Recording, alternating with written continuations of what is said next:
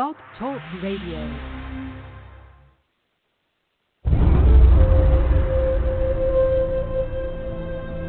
He is the last of his kind.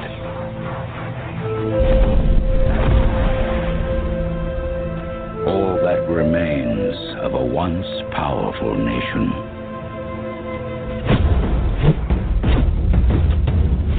Some think he is a myth.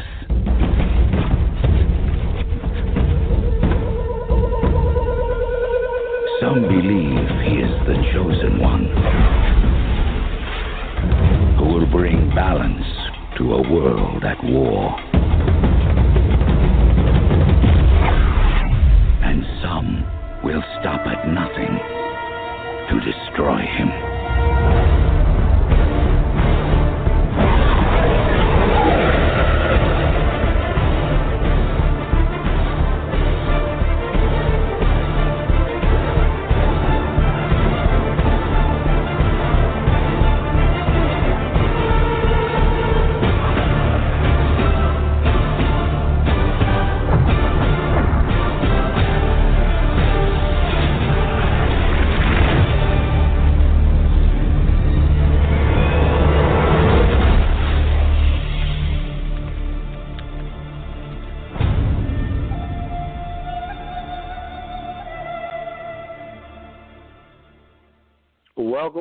Welcome, everybody, to Moorish Talk Live 100. I'm your host, Tarhaka Black.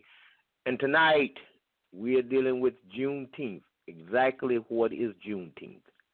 That's what I'm here to find out. Among other things, we're going to have a discussion here tonight.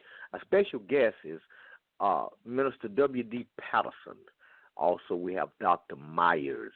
And Sister D. Evans will be with us this evening. And once our special guest dials into the broadcast, the only thing they have to do is press 1 on the phone. That'll give me an indication they're in the queue, and we're ready to go. But in the meantime, we're going to go directly to our commercials, and when we come back, we will be going in. So hold on a moment. What is native iron technology? How does it benefit our health? How does it take away the pain in your body? Well, the secret is out. Go to www.newdeadelimination.com. That's www.newdeadelimination.com. And right there on the home page, below the red writing, watch the video demonstration. Every lady in America needs to be there. Check it out. If you got any questions, call me, Tarhaka Black, 904-303-9061 before 7 p.m. Eastern Standard Time. Right below the video is all the information that you need to get a hold of this type of technology and this product, and it's also marketable, and you can network with it. Call me, 904-303-9061. Go to www.newdebtelimination.com. Hi, I'm Tarhaka Black. I'm not a lawyer and don't give out legal advice. But if you are looking for an opportunity to have your very own general post, your very own professional domicile, or if you need legal advice, go to www.newdebtelimination.com and look up top to your right. Click on the new custom page button. It's all the way over to the right. And right below the video on that page, you'll see the links for the general post as well as the link for getting legal advice. If you have any further questions, call me, Tarhaka Black, 904-303-9061 before 7 p.m. That's 904-303-9061 before 7 p.m.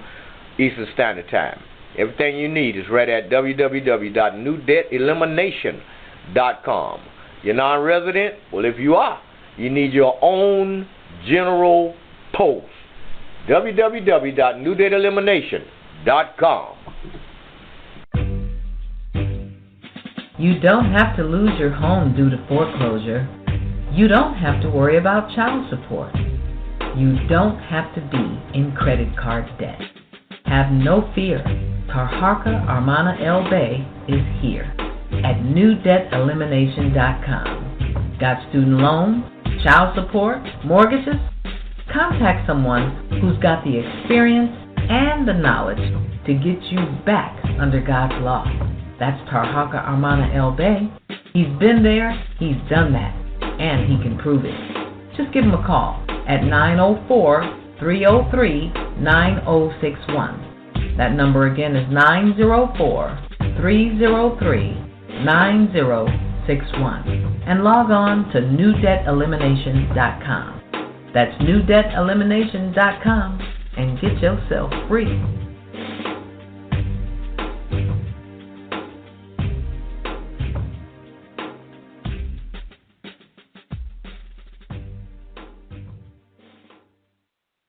All right, everybody, we're back. And as usual, I have to state my position. And my position as far as June 10th is concerned, June 10th, I know absolutely nothing about it. So I'm going to be getting an education here. And I see our guest is in the queue. And he's pressed 1 on his phone, so they give me an indication that they're here. So I'm going to be opening up the line so we can start our dialogue. Later on in the broadcast, we will be opening up the phone lines. So if you have questions or comments for our guests, all you have to do is press 1 on the phone. That'll let me know, and I'll give it a signal when the phone lines will be opened up. Also, for those of you who will be down here in Jacksonville, Florida, Saturday, August the 19th, 2017, we'll have the Marcus Garvey weekend. The brothers from the Nation of Islam, the All Masjid Islam, will be down on Fernandina Beach with our usual cookout, and so you're welcome to come down and join us here on the 19th of this month.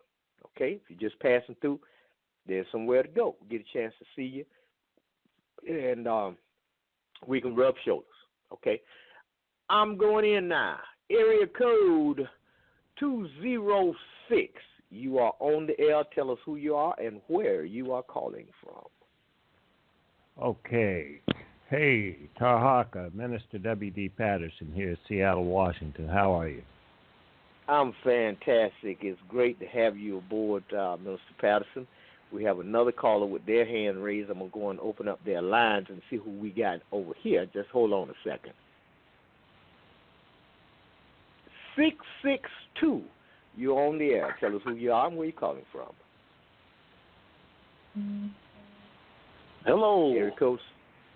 Hello. Who we got here? Hello, Reverend Dr. Ronald Meyers. Am I on? Okay. Welcome. Dr. Patterson. Okay, thank you. We have Dr. Meyers here. And what I want to know from you brothers is, could y'all please give me a breakdown on what June Teenth is? Am I on the phone with you, brother? Yes, sir. You live. The rest of the world can hear you. All right. Reverend Dr. Ronald Meyers, founder and chairman of the National Juneteenth Observance Foundation. Okay. What's it all about, Dr. Meyers? Well, brother, do you know on the 4th of July, America celebrated their independence from Britain? Well, okay. It so happens that your ancestors were caught up in the tyranny of slavery. George Washington owned over 300 slaves. Thomas Jefferson owned over 200 slaves. It wasn't until 88 years after the first 1776 July 4th Independence Day celebration from Britain was an announcement made in Galveston, Texas, the last state to allow slavery at the end of the Civil War. And that announcement was made by a Union general, General Order Number 3, that all the slaves were free. Now remember, Abraham Lincoln signed the Emancipation Proclamation September 22nd, 1862, to go into effect January 1st, 1863, and those states so designated in areas so designated in the Emancipation Proclamation. So it took over 2.5 years of the news of freedom to spread to make that announcement, it 2.5 years to make that announcement in Galveston, Texas by the 3-star Major General Gordon. And remember, Lee surrendered to Granite, Appomattox on April 9th, 1865. So it took another, you can even look at it from that point of view, several months after the Confederates surrendered in Appomattox. And on June 19th, 1865, General Order Number 3 is issued. And our ancestors learned of General Order Number 3, and they celebrated the first Juneteenth celebration, June 19th, 1865, their first celebration of freedom there in Galveston, Texas, and that's the date that we are working to celebrate, and we celebrate now in all 50 states. We have 45 states that recognize the 19th of June, Juneteenth Independence Day in America, and that's a date that we are working to make a national holiday observance recognized by the United States Congress, the United States Senate, House of Representatives, 45 state legislators, 45 governors, etc. So it is recognized in the United States Senate as America's second Independence Day, brother. Uh-huh. Okay. All right. So, man, when you've been firing them fireworks, man, and lighting them sparkles, brother, you weren't free. Well, no, brother. Wait a minute now. I'm the type of brother. First of all, I don't participate, celebrate, or set aside any time on any Eurocentric holiday in the United States at all. On those days, on my calendar, which is a natural calendar connected to the cycles of the moon, I don't operate in artificial time. I live in natural time. Okay, so you go to work on the 4th of July. You tell your boss, hey, man, I don't recognize the 4th of July. I'm going to go to work today. So you work on the 4th of July. No. It's a holiday in this country, brother. So whether you recognize it or not on your personal calendar, this country lets everybody off of work on the 4th of July. It's Independence Day, but it wasn't our Independence Day.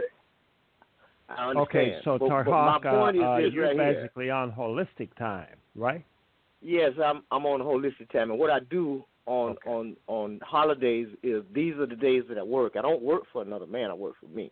But what I'm trying to figure out is when we have Juneteenth, I wanted to find out what, instead of having a holiday where we off from work, and if we are off from work, I see it as an opportunity where we can start setting up something or being involved in something that will generate industry and capitalism, opposed to having a cookout. That's what I was trying to find out. What type of economics is attached to Juneteenth? Okay. You mind if I jump in there, Tarhaka and Dr. Meyers? And that's where I come in. Dr. Meyers and I met not by coincidence. I call it a divine meeting because I see what Dr. Meyers has set up nationwide as a platform, basically a foundation. And, you know, if a foundation ain't solid, the building ain't going to stand. And I see him as having set up a solid foundation in investing and petitioning Juneteenth, the 19th of June, to be a national day of observance.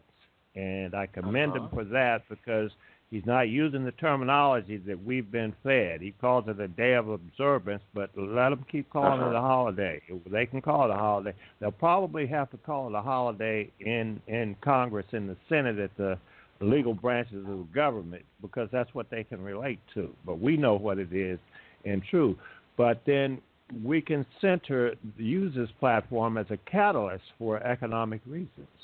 And right now, I've already got some products or services to bring to the table here that, you know, invented, designed by black people who don't have a platform like this to operate from. That's just one aspect, Tarhaka.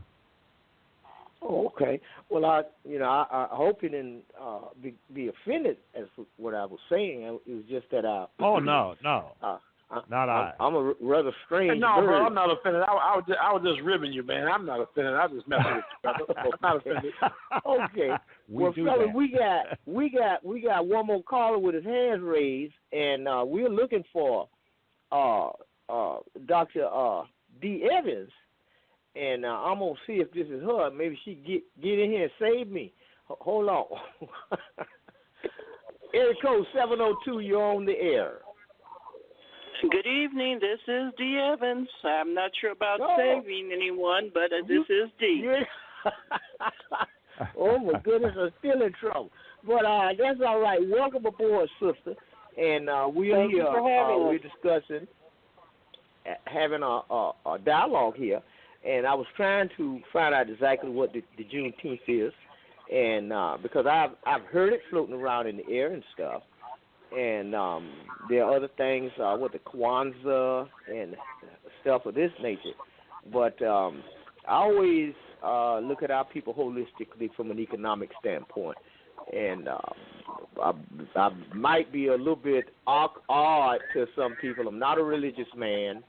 I don't participate in any forms of religion, but what another man and woman does, that's their business, and all of that. But we are still brothers and sisters the way I see it. So what's your take on this thing? Okay, Tarhaka, can I interject some?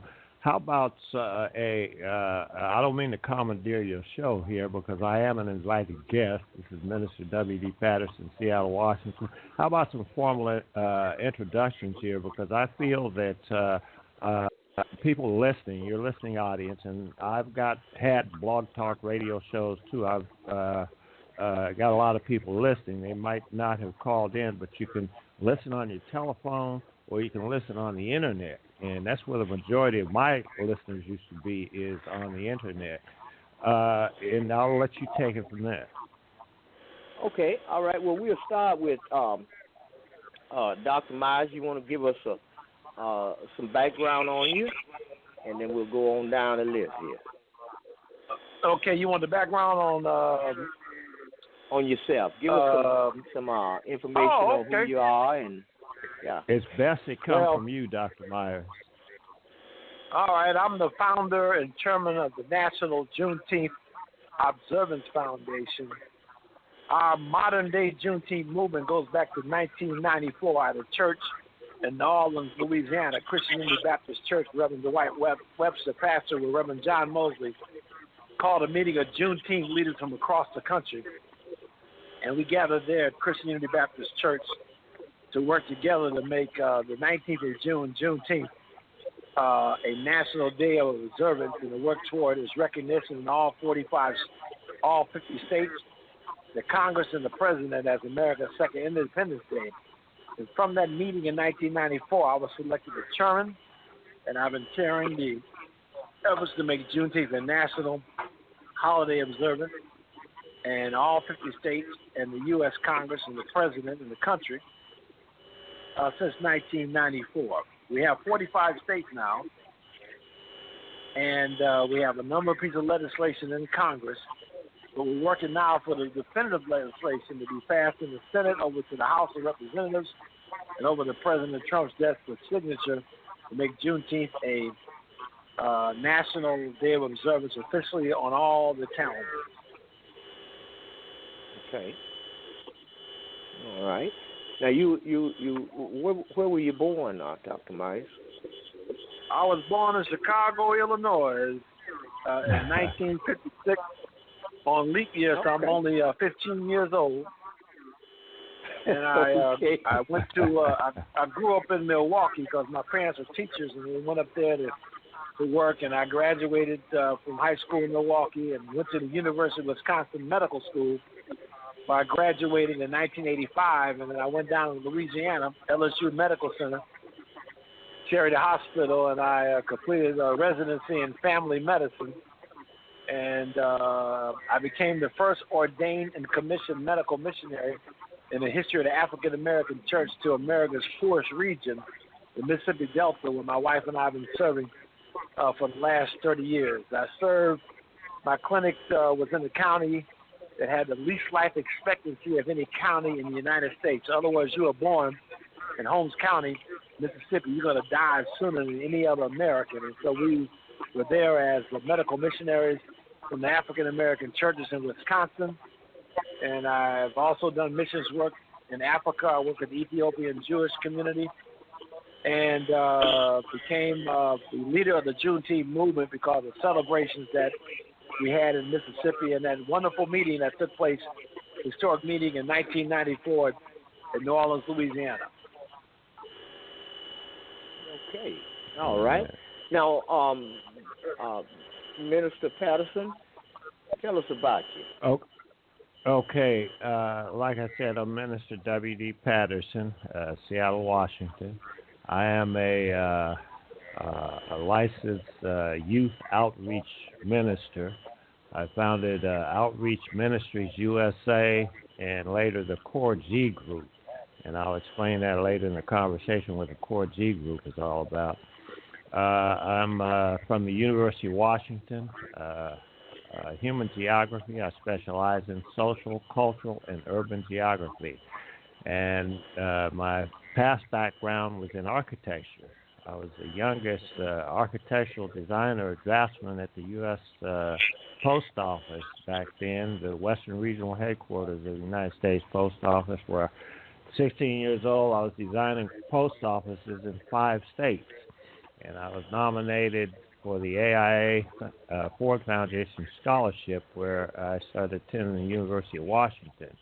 But dropped out, and 30 years later, I went back to school after starting working with gangs in Seattle with the Outreach Ministries USA. So now I'm a geographer, and the reason I became a geographer is I found out that there were only 5 black geographers in the whole world, and we had 3 of them here in Seattle, Washington, and one of them was my mentor, J.W. Harrington, who was Professor J.W. Harrington, who was chair of the Department of Geography at the University of Washington. So I came up under some pretty devout, staunch mentorship. But there was one difference between J.W.'s black and my black. J.W. told me that he wasn't the same type black as me. And he said he was New England born, bred, and spoon-fed. And so that meant I was teaching J.W. more than he was teaching me, in other words. And much like my predecessors, Booker T. Washington, George Washington Carver, we taught ourselves. What the University of Washington did was give me access. And I'll skip to the chase here about my acquaintance with Dr. Meyers. Maybe he can tell you more about how we met, but we met on the internet. I think I was researching something, and I ran across a website of his, and I reached out and contacted him.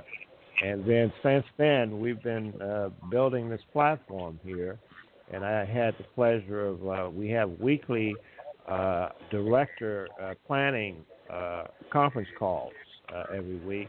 And that's how I met the other directors. I believe we have director for the state of Nevada, D. Evans, on line right now. And I'm Dr. Meyers appointed me as director of the state of Washington, where there was some conflict with who was the June Teenth rep here.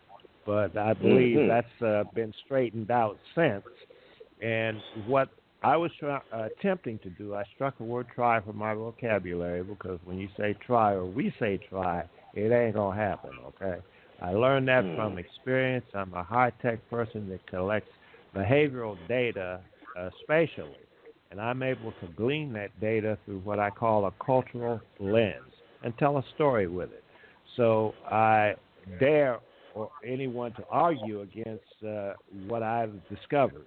And so far, I'm 20-some-odd years into this, and I've not gotten one argument. Unlike another predecessor, Albert Einstein, they're still trying to prove him wrong.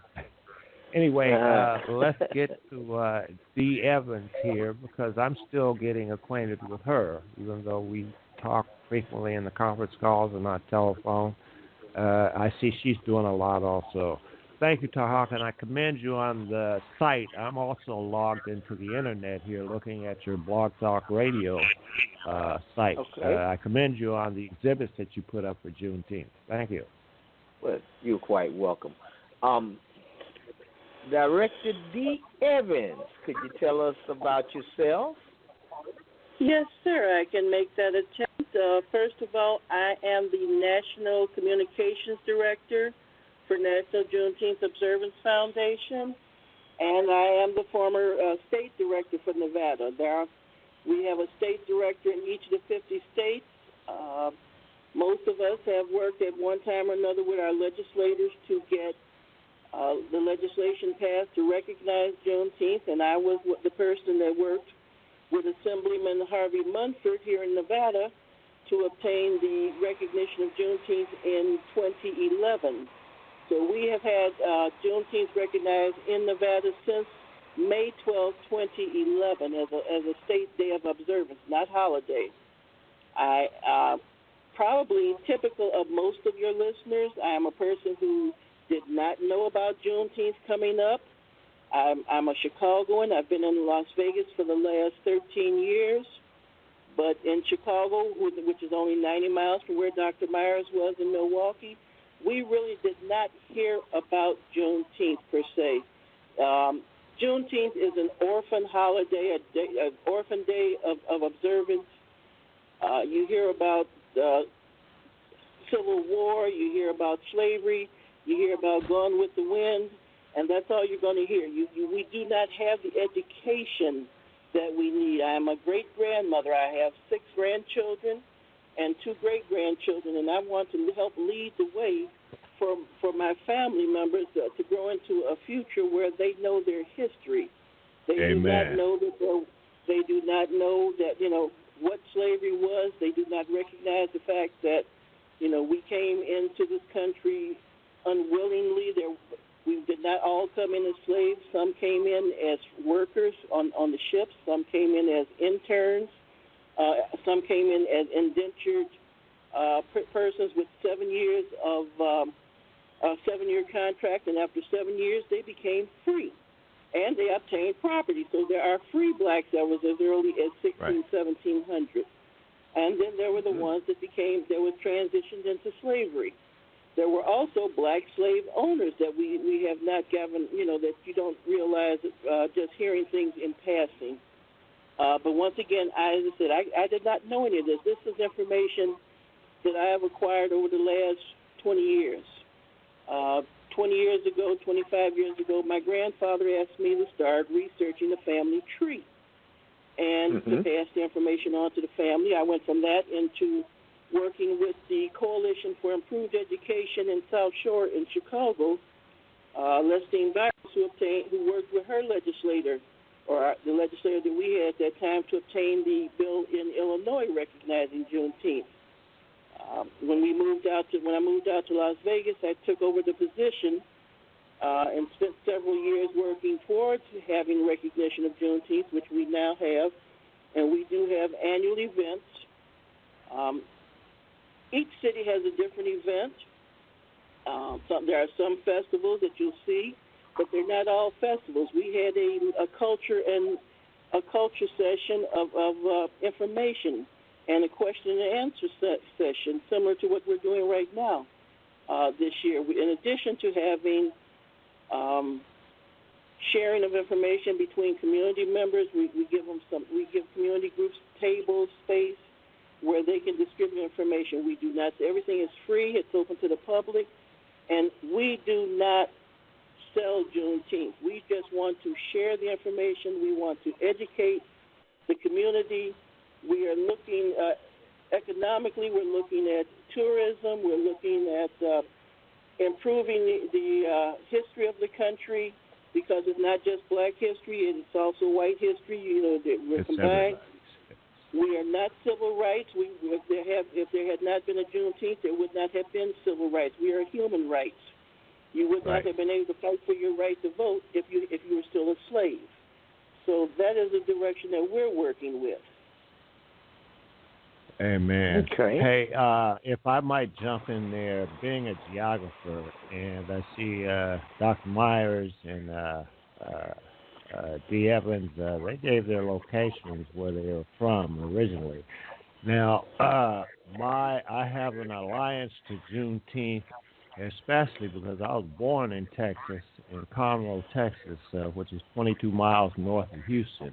We're 2 generations out of slavery. In other words, my grandmother's parents were slaves in Texas, where she inherited all of the property because the plantation owners didn't have any kids. And that's been a big turmoil in our family ever since. You know, she's the late Bertha L. Williams of Maynard, Texas. But anyway, as a geographer, I focus on education as related to Juneteenth. And you can see where the economic factors play into all of this, because there's a job for everybody here in creating a new industry centered around Juneteenth. And we will get this declared a national day of observance, quote-unquote holiday, as some want to call it. And we ain't going to oppose them for calling it a holiday, because they have their own reasons, and that's through being innocently ignorant. They don't know anything about Juneteenth, so we're here to educate them. It's very important, as E. Evans said, that our future generations, our kids, find out what Juneteenth is about. When I first moved up here from Texas as a kid, I went to a white school, and because of the way I talked with the southern drawl and everything, being from Texas, the way I dressed, we didn't know we were poor until we moved to Seattle. But in Texas, we lived rather good. You know, Conroe was a small agricultural town where, I mean, there was everything there. You know, all the fruit and stuff. We didn't know what a food bank or anything was. But anyway, educating, taking on the task of educating the kids and future generations. Now, we have a lot of politicians that want to know, but they're afraid to inquire. So I see Dr. Meyers has a platform where he's kind of sort of laid it all out there for them. So it's up to each individual state director, and Dee being our communications person, to get this information out into their hands and out so that they can know what Juneteenth is all about. Okay. Well, Minister Patterson, let me give you my little credentials, because I got some questions to go in here and that I wanted to ask in regards to what we're doing. Somebody is, before we get started, somebody has a speakerphone on, and I'm hearing a lot of background information. So could y'all cut off the speaker? Okay, we can that might be feel my that phone. background. Is that any better? Let me see. Oh, that's much, much better. Okay. So we can't have the internet going and talk. That's okay. That's okay. We roll it. First of all, I'm Tarhaka Black Awareness. I'm a Moorish National Minister of Education for the Moorish government. And what I do is I deal with law. And when I say law, I'm not talking about what's legal and illegal, which has absolutely nothing to do with the law. I was born here in Jacksonville, Florida, and thrown out of all public schools in the county. So I had no choice but to be a self-educated man. And so what I've done is created a library, and I have my own personal library where I do my own research and my own teaching. I just deal specifically with the facts, because I'm a firm believer. No evidence and no case, and if it can be proven, there can be no argument. So I like to lay the facts on the table. So that's my little thing here. And I'm a radio show host. I do that. And also I talk to people all over the United States and other countries and stuff that have problems with law issues. My first question to y'all, and whoever would like to handle that, in your opinion, is slavery really over in America? And if it's not, what's it going to take to get it done? Okay, I'll jump in there on that one since I've identified individuals, agencies, and organizations who are effective in delivering the necessary services to what I have termed as the Black American Cushite descendant of slavery. Now, that's very important that you put you're a descendant of slavery, because that's what I've established as our identity. Okay, we're not African Americans. That's a person from Africa that moved to the United States. But that's what the government wants to call us. Now, when the Black Panther Party ushered in the term Black American, I embraced that and found out that's a new identity for us. Now, you'll find a lot of people that want to argue with you, but what I speak about, there's no argument nor debate, okay? Much like Tarhaka, I found empirical data and evidence to prove everything that I speak about. That slavery is still here, okay? We're more enslaved now than we were back when we were working on the plantation, because it's you can't see it. It's embedded in policies. And the way I prove this is everything after getting kicked out of every college that I went to for acting black, which I've proven that, and I had to use my own methodology and techniques to do it. Acting black is our culture that we were required one way to act around white folks, and at home and at church we acted another way. Okay, and I call it, there's acting white and acting black, and I learned how to act white because I was naturally black. So now that's why I teach black culture, the sharing of our culture. Okay, and being a geographer specializing in social, cultural, and urban geography, it's a complex field, but it was a field that Albert Einstein wanted to get into, but when he found out how complex it was, he resorted to physics, and it's a good thing that he did.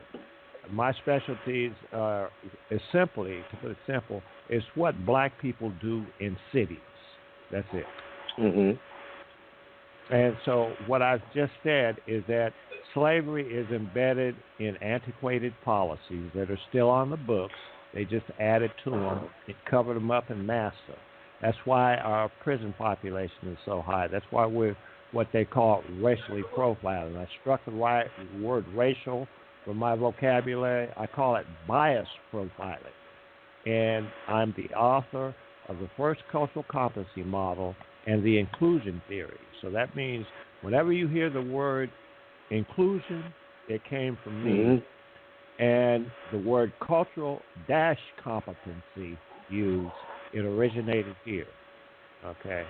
Now, all of my stuff work is published on the internet. I'm just in the process of book publishing, and I did that for a reason, because everything that I was told to do, it didn't work. So I said, well, if the white folks tell me to do it this way, tell me to go right, I'm for sure going left, because going right their way never worked for us. And a lot of people can't wake up to that. Tupac Shakur, he woke up to it. Harry Belafonte. Now, one way that you can understand what I'm working on, and I've done my best to try and simplify this, I tell people to first read and digest the Willie Lynch letter. You can look all of this up on the internet. And then in addition to reading and digesting the Willie Lynch letter, I'd like to recommend that you read or watch the Italian version of the video, Goodbye, Uncle Tom. Now, that version was banned in the United States for obvious reasons, because it was waking people up. Anything that wakes people up you're going to get the plug pulled on it, okay? Because we have the powers that be here, and ain't nothing wrong with white folks protecting their interests. We should be trying to do the same, but correct. We're not at that stage yet. We're getting there, though, and I have what I call the Big Bang Theory. When my research, 25-plus years unfolds, it's going to happen overnight. Okay, and the platform here is what Dr. Meyers is doing, is through legislation, policy, and for inclusion. Okay. Well, let me ask Director Evans a question.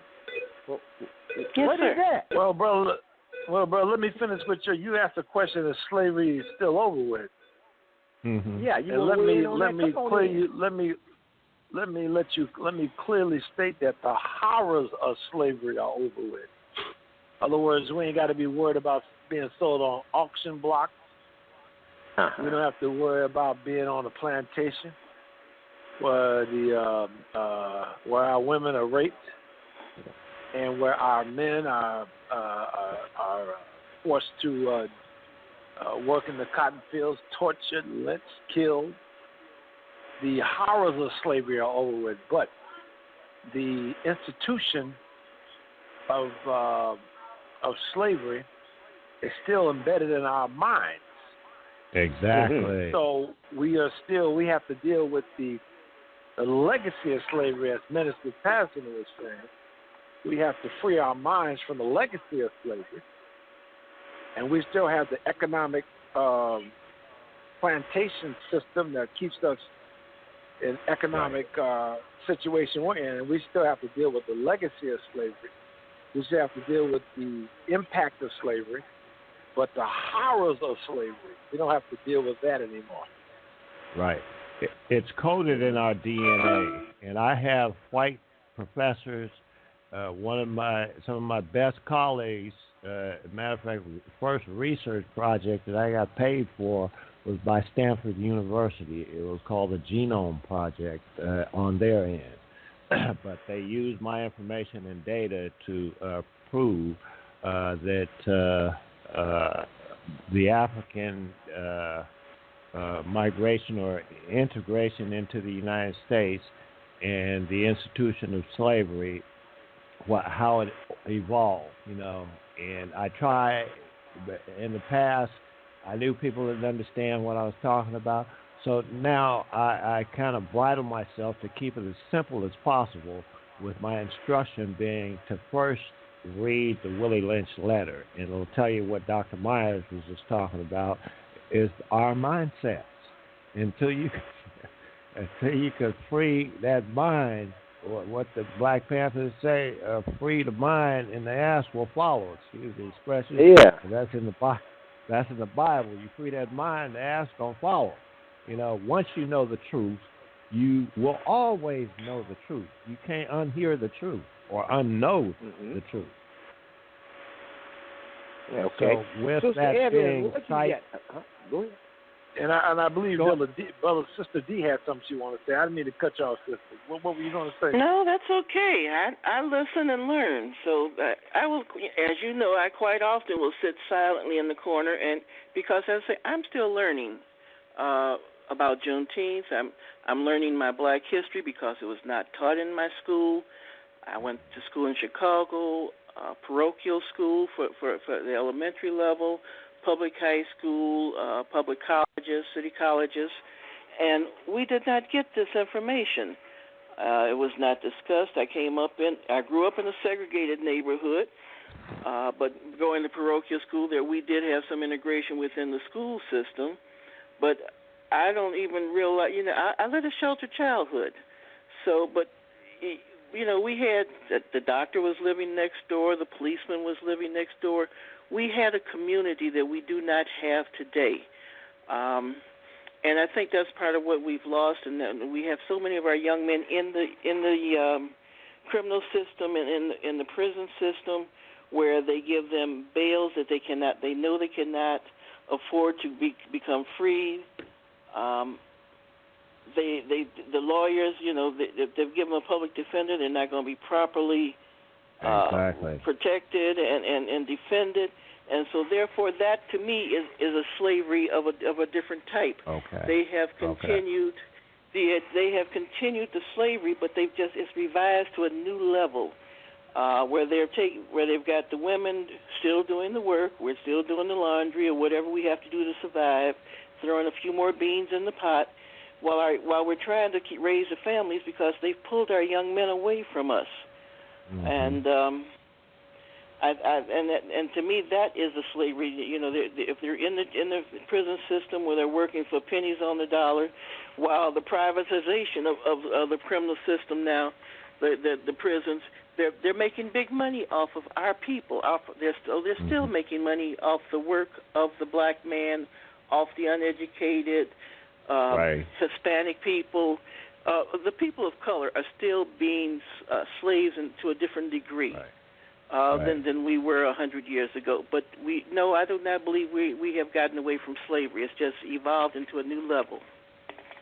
Tarhaka, back in 1865, Frederick Douglass cited when they abolished slavery, he said, "Who knows what skin this old snake gonna surface in next?" And see, I found out how slavery has surfaced, and telling it to our folks is the hardest. But when I tell it to the white man, especially college professors, they understand. They know all about, how it's surfaced and how it's masked. Mm-hmm. But it's our people that won't believe what you have to say when you lay the truth out in their face. So, I'm just utilizing what I call a high-tech technique, okay, in freeing our people from that. And once they see the evidence with their own eyes, they'll believe you. They can't see, touch, or taste my work because it's all virtual, and but once they can see it, I believe they would want that type of freedom and be empowered. Well, one of the most important things that I found out, and I have to agree with you when it comes to our people, but I spent several years doing an investigation on our ancient story prior to slavery, going back thousands of years. Mm-hmm. And the environment that I was in when I was working on a job, the only people that I had a problem out of, it was the people who looked like me that I was trying to teach. There you go.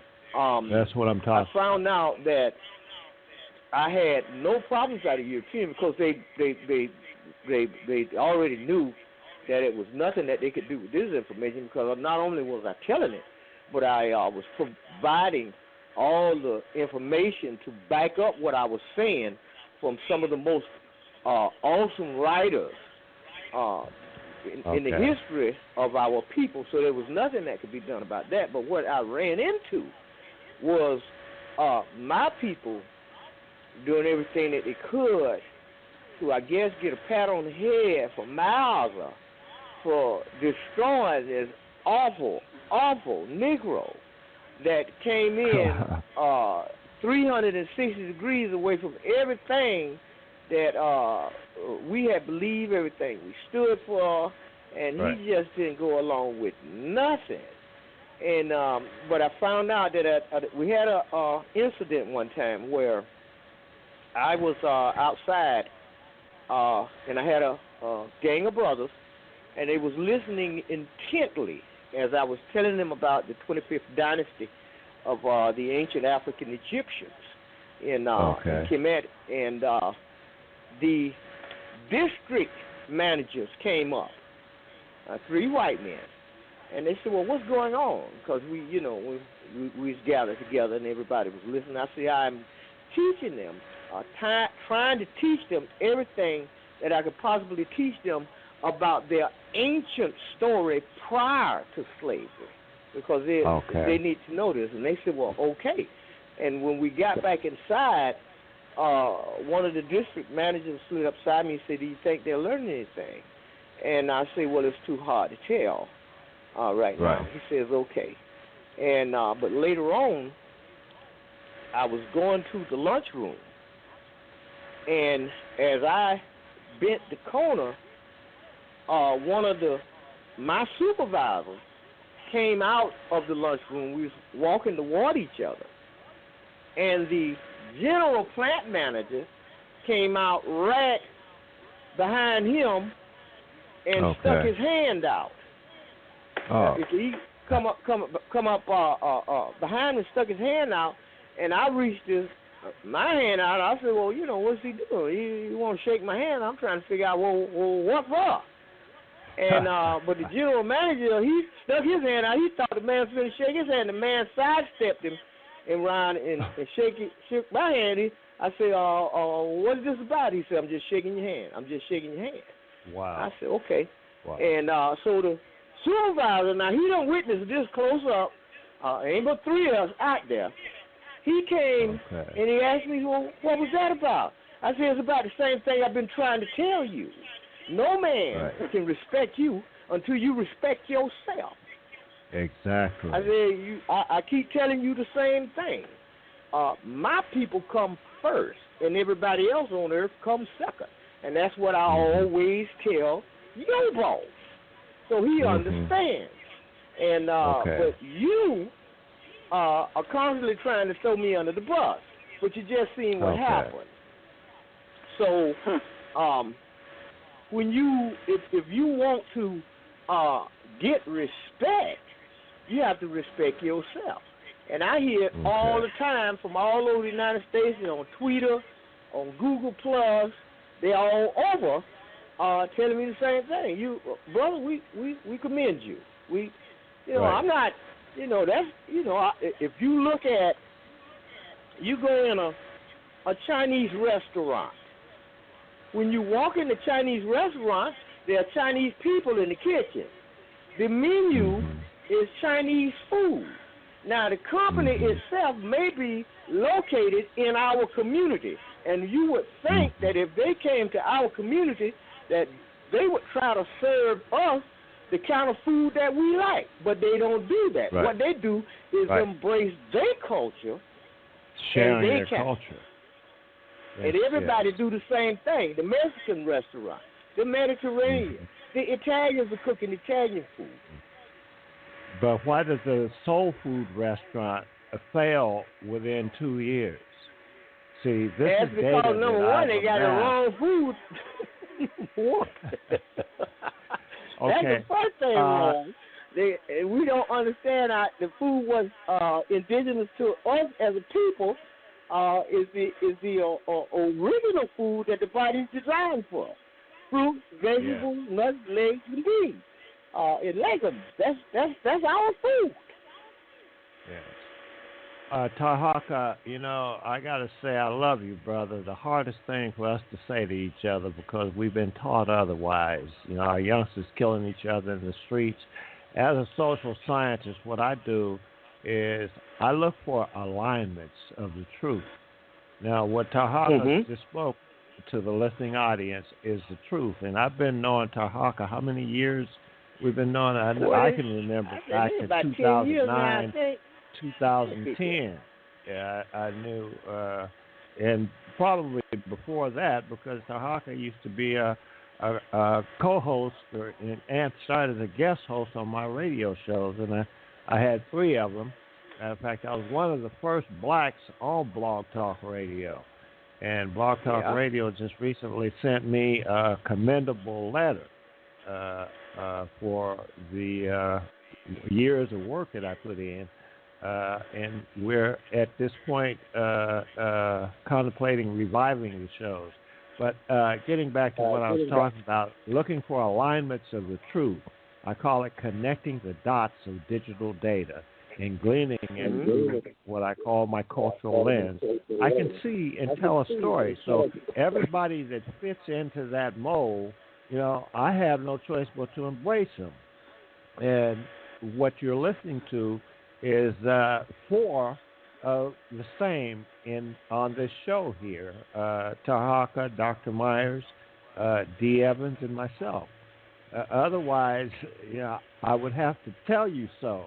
Now, if I don't say anything to you, my grandmother taught me, don't say nothing bad. If you can't say nothing good, don't say it at all. So if I don't speak a compliment to you as my brother, then I think you should check yourself. And I'd love to one day be able to say that to everybody that looked like me, But there's a prerequisite. They need what we have to offer. Okay. Well, getting back to the slavery and whether we still have slavery, there are a couple articles that I found from the 1865 newspapers. As I say, I do some of the reading and try to educate myself also. While we had General Order Number 3 that gave us freedom, the New York Times in July of 1865 said that General Gordon Granger, commanding in Texas in a recently issued order, gives the people of that state distinctly to understand that slavery has ceased to exist therein, and that this involves an equality of personal rights and rights of property between the Negroes and their former master. At the same time, he counsels that the colored people to remain on the plantations, continue to work, and warns against idleness. So, with one hand, he told them they were free, but on the other hand, they were still trapped. Another article says, no persons formerly slaves will be permitted to travel on the public thoroughfares without passes or permits from their employers, or to congregate in buildings or camps or at any adjacent to any military post or town. So, we were free, but we weren't free. Well, the New York Times article is incorrect because Abraham Lincoln, the executive of the United States, the commander of the Navy and the Army, told our ancestors to report to the naval barracks, to report to the Army barracks. And many of our ancestors, 186,000 colored troops, joined the Army, and 20,000 of our ancestors got off them plantations and joined the Navy and fought for their own freedom during the Civil War. So the New York Times is, of course, going to take a vent in terms of how they write their articles from the slave owner's point of view. But the actual Emancipation Proclamation clearly told our ancestors to report to the naval and the Army barracks so we could fight for our own freedom. And on top of that, when Union Granger left Galveston, he left black soldiers in charge of Galveston. Yes, he did. I think that New York Times article with a hang on, brother, hang on. He left. I think that New York Times article with a grain of salt. That was written from the slave owners down in Texas who had influence over the New York Times. The first article was from New York Times. The second one is from a circular that was posted by the military on the walls in June 28, 1865. Okay, so, let me tell you guys what the reason for that was. I looked into it, and once again, I challenge I can produce documents and empirical data as to what I'm about to say. It was for economic reasons that Granger took 2.5 years or 2 years, or there's a range there. I haven't pinpointed, but between 2 and 2.5 years, that he was told to do that because of economic reasons. They had to get 2 extra years of free labor out of those slaves. Now, a lot of people don't know how, with what Dee just read, supports this. Police departments evolved as a direct relation to the freeing of the slaves.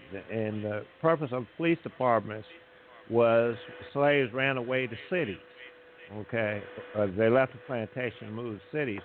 And that was. Well, let me ask you a question, brother. What about the military? Are you saying that our ancestors did not escape them plantations and join the military, pick up bayonets, start killing Southerners with bayonets, and start? Are you telling me that 200,000 of my ancestors did not pick up arms and fought for their own freedom? Well, that was another safe haven, but the slaves just walked off the plantation without the owner, the papers. The police departments were formed to track them down. Okay, that's a truth that nobody wants to talk about. Okay, that's how police departments. Well, let's just keep in mind that 200,000 of our ancestors picked up arms and fought for their own freedom. We can't dishonor the blood that they shed themselves and the battles they fought to free themselves. So, and they were recognized this year at the Pentagon. Please point out that we did have the Pentagon award recognition this year. Okay. And let's not dishonor our 200,000 ancestors who got up them plantations and start killing white folks for their freedom. Dr. Evans, you're absolutely correct. That's something that our people have done over and over and over. We're under the impression that we can join this man's military and go somewhere and destroy somebody that haven't done anything to us. I've had brothers come back here from Vietnam, and they told me, they said, man, we was in the jungle, and the Vietnamese were looking at us like, hey, man, what you doing here? We understand the war we got against this pale man, but what are you doing here? I mean, we don't understand. Okay. We don't want to shoot you. Their brother said he had a rifle aiming at Vietnamese, but he just didn't feel right. And say when he turned around and looked, there was a sniper aiming at him. And when he lowered his rifle, the sniper lowered his rifle and walked off into the jungle. Tarhaka, you heard the story I used to... Tarhaka, you heard the story I used to tell on my radio show about my experience in Vietnam. The outfit that I got drafted with, on their first patrol, every one of them got killed except for the medic. Okay, and there wasn't supposed to be any enemy action in the area that they was patrolling. It was near the base, and the Viet Cong sent the medic back, who was a friend of mine. He's back here. He's still living. They sent him back with a note pinned to his back, written in blood, telling the brothers to go home. Mm-hmm. And there was a photographer that captured that, but mysteriously, all of the photographs disappeared. Okay. Oh, yeah. They got rid of that photograph of him with that note pinned to his back telling the black brothers to go home. This ain't your war, it said. And so the brothers came back here drug addicted and messed up. Yeah, and all kind of stuff that happened over there. Yeah, and then the CIA started importing heroin and cocaine in here, feeding it to them. You know, the Veterans Hospital, they didn't know how to treat us. Okay, now what Malcolm X said, and I relate this to education. You say if they can't treat us right, how you think they're going to teach us right, talking about our children? Now, don't that make sense? Does that make sense to anybody? So we should be teaching our own kids. I know how messed up I was in school, and now that's why I tell everybody what happened with me in public schools and at the University of Washington. At the time I was there, it was number 15 ranked research institution in the world. Now, that's a high ranking. What they did there was give me access. They provided me with the tools. They didn't teach me nothing because they didn't know there was nothing they could teach me. They gave me access to teach myself. And I'm the product that you're witnessing now. This is how it evolved. When I ran out of teaching is way back in the 10th grade, I was just going through the motions, and finally they threw me out because the stuff that they were teaching me, and what I was hearing from my parents and culture and stuff wasn't matching. So I had to launch a separate investigation. Bill Gates' father, William Gates Sr., offered me a job. This was a forefront of technology, because I used to manage the 3 GIS computer labs in the Department of Geography, which I used teaching myself. Also, at the same time, I'm managing and tutoring other students there in the department. He offered me a position to manage his GIS library. Now, few people know what that is. He was buying up all the data in the world, and he wanted me to digitize it and put it into a library. In other words, all the surveys and stuff that they ask people to take, and they ask you what your nationality or race is, or ethnic origin, and you put black. Well, I would have extrapolated the data so that you can decipher at what ranking you came in on the socioeconomic scale. Okay, and a very powerful tool. So that would have made this man the most powerful man in the world.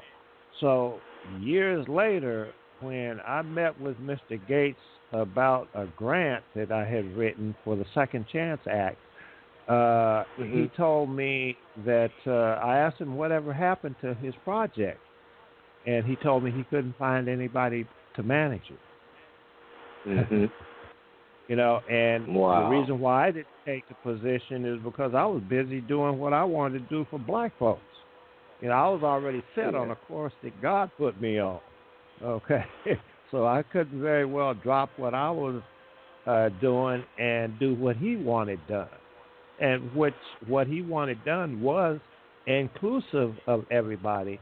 But my theory says, based on all the data that I studied, that blacks consistently remain at the bottom of everything good and at the top of everything bad.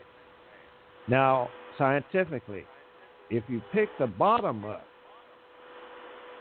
and raise the bottom, everything else on top of the bottom going to move up automatically. You don't have to do or say nothing about the other cultural groups. They're going to benefit from it. The Civil Rights Act of 1965 proved this, and that it was targeted for blacks, but who benefited? White women, gays, lesbians, and transgender people did. Blacks didn't benefit from it. You know? So nobody can argue with what I'm saying. Mr. Patterson, I found out a long time ago, when you can have the most beautifulest plant in the world. You can water it, you can fertilize it and nurture it, and it'll grow and it'll bloom and it'll be as beautiful and strong and healthy. But if you pull that plant up and cut the roots of that plant and replant it, you can fertilize it and water it all you want, and it's going to die. The reason why we have no power is because we have violated the only saying that was throughout ancient Kemet in both hemispheres, and that was man knows thyself. That's inclusive of all of the astrological, zodiacal, palmistry, all of these ancient sciences of what we use to rule the entire world for hundreds of thousands of years. I live in Florida, 40 miles off the coast of Florida, right there in the Atlantic Ocean. You got a 400-foot high pyramid in the Atlantic Ocean. Now, I've told this story before and had one gentleman that went and did the research on the computer. He called me and said, man, I found the ad that you was talking about. I found it. You're right. And if you ever come down here, all you got to do is go out there. You have to go certain times of the year, and you can sit right there in the boat and look right at it. It's right there in the Atlantic Ocean. Moving from Florida down toward Bimini, you got underground cities of the ancient African Egyptians that stretch from there and over all the way to Cuba. Right in the Grand Canyon, you got tombs and artifacts and mummies still there today that's been cornered off of your ancestors there. Most of us are under the impression that we all came here on a slave ship, but the truth is that we were already here about 1,000. Right, already here. Already here. I've discovered the same facts, you know. And there's a lot to be taught, a lot to be learned, you know. And at some point, I mean, my work has cost me marriages. It's cost me a lot. But then I look at it like this. If I don't do this, it won't get done. That's how I look at my life's work. If I don't do it, it's not going to happen, you know. Well, so I there's a lot course. of power that we have to gain, and our history does not start with slavery. I always get to the beginning of slavery and go backwards in time and use mathematics. And it's all right there in our face. Exactly. Every sign, every stop sign that we see, all we got to do is look at the shape of the stop sign, yield sign, railroad sign. Every sign out there is in mathematical equation. 360 degrees, 3 plus 6 is 9. And that number 9 runs all the way out through the mathematical equations of everything that you can ever see as a sign inside the United States. These are the sciences that we know. That is power. Okay. That's why I took it from the pulpit to science.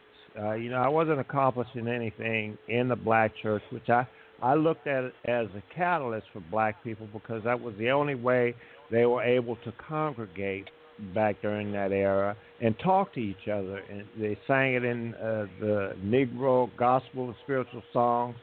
That's how they were able to communicate the message of freedom back then. But then the black church since has been used to control us, okay?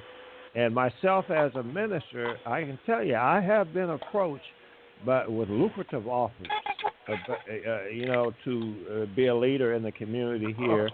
And I had to refuse it for the same reason, I turned the job down with William Gates Sr. Okay, God had already put me on a course that I had to stay on. Our history didn't start with slavery in America. There were blacks here long since. And like I said, I had to cut that off at some point because, man, it's very heavy. And it's very interesting, and once you start uncovering all of this stuff, now one group of people that really helped me with my research getting off the ground was the Muslims.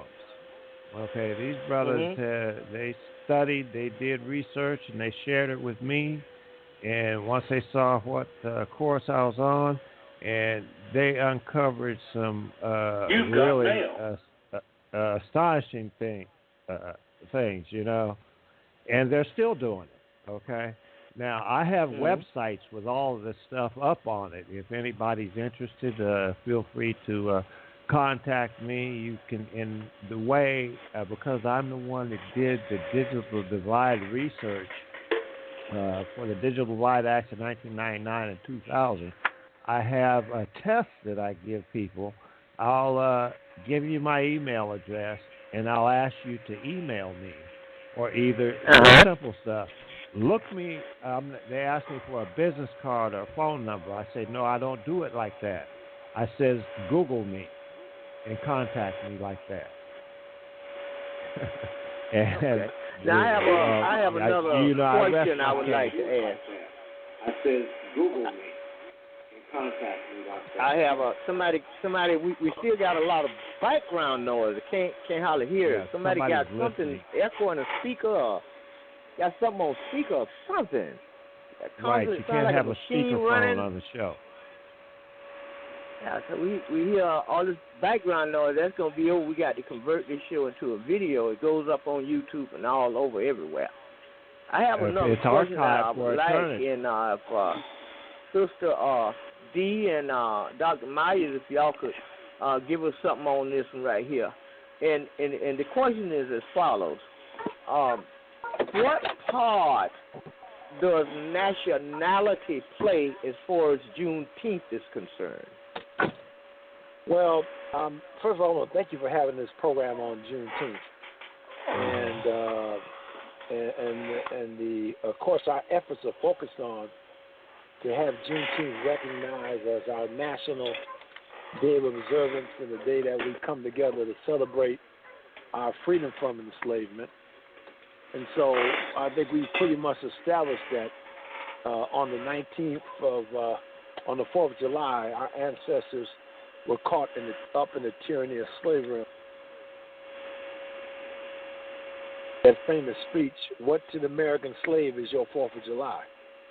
So even Frederick Douglass in his famous speech in 1852 when he was called out to speak to a group of people celebrating Independence Day in 1852 in Rochester, New York, made the speech, what am I doing out here celebrating your Juneteenth? The 4th of July is yours, not mine. You might rejoice, I must mourn.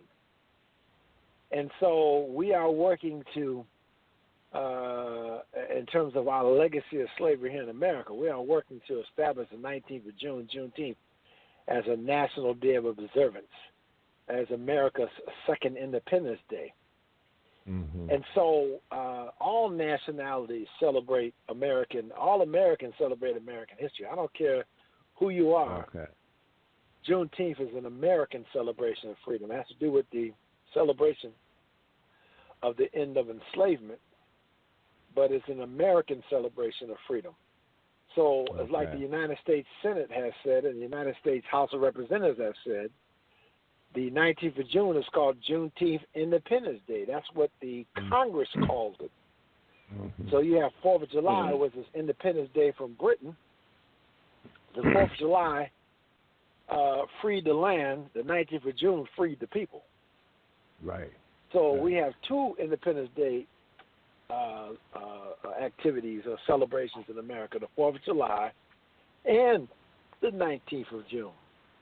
So all nationalities, all Americans embrace that as part of their history.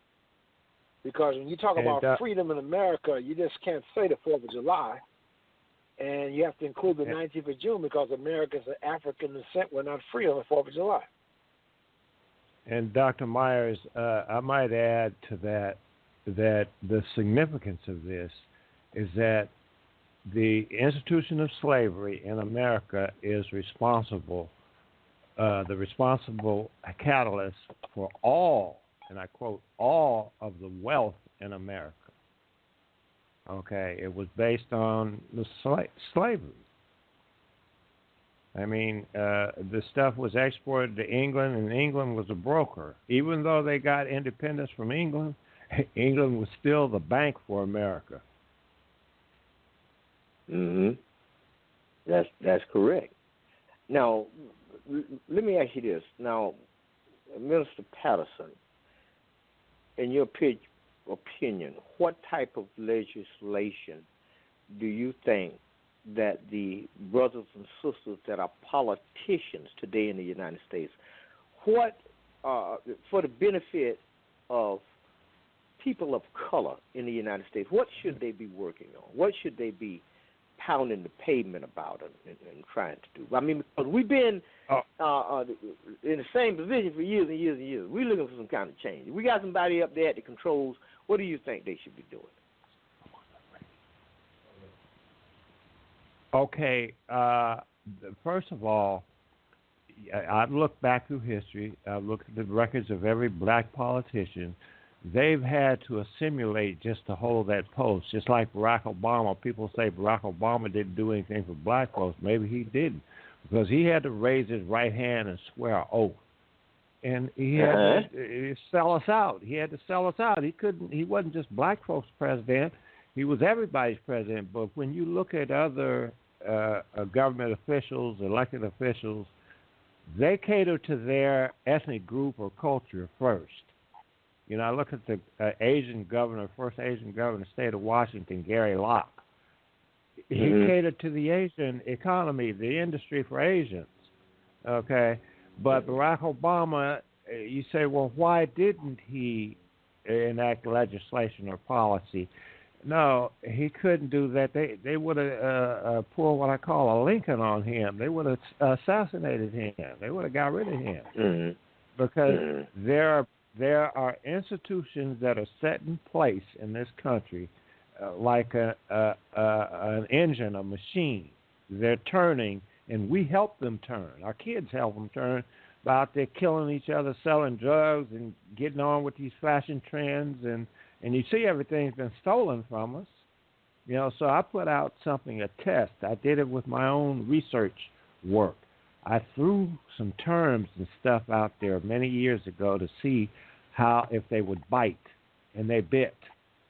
And I tracked it and recorded it all, you know, to prove that that our ideas and information, our ways, our culture, it's been pilfered. It's stolen. Okay? But that's okay. There's no way that I could have afforded to get this stuff out there with these what I call brick walls set up. Okay, that's why I got.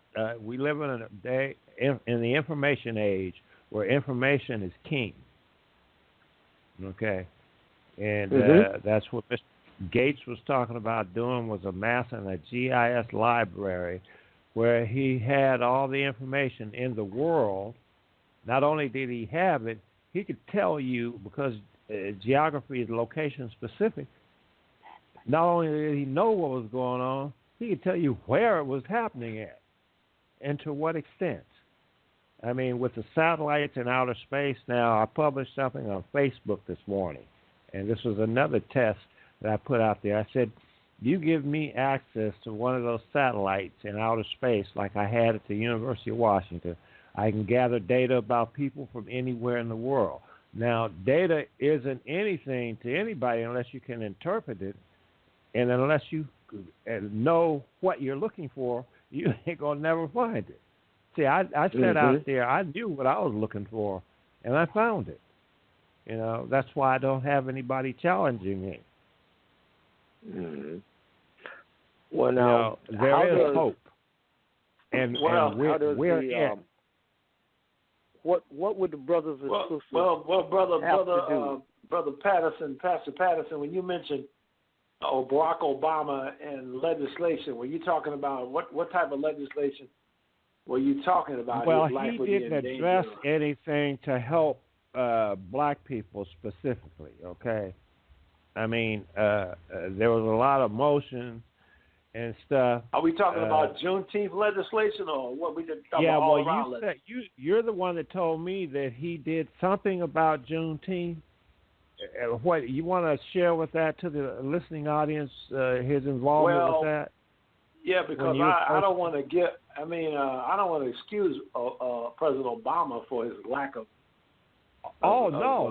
There's paying attention to our issues, but when he was a state senator.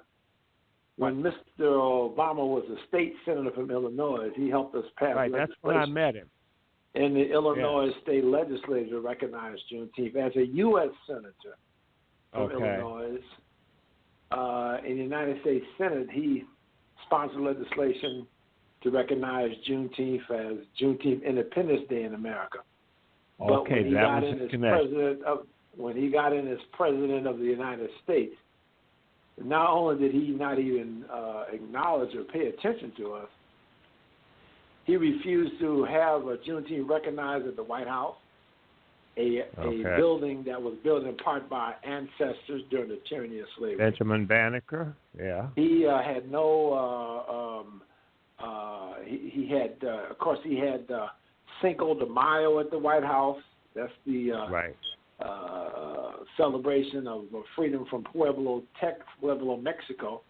He had gay, lesbian, bisexual, and transgender month at the White House in June. Gay pride. But would constantly tell me, as a national Juneteenth holiday chairman, that he wasn't going to have any kind of acknowledgement or program or celebration of our ancestors who, like I said, built the White House in part during the tyranny of slavery at the White House. Now, there was no opposition from the Republicans or conservatives from Juneteenth.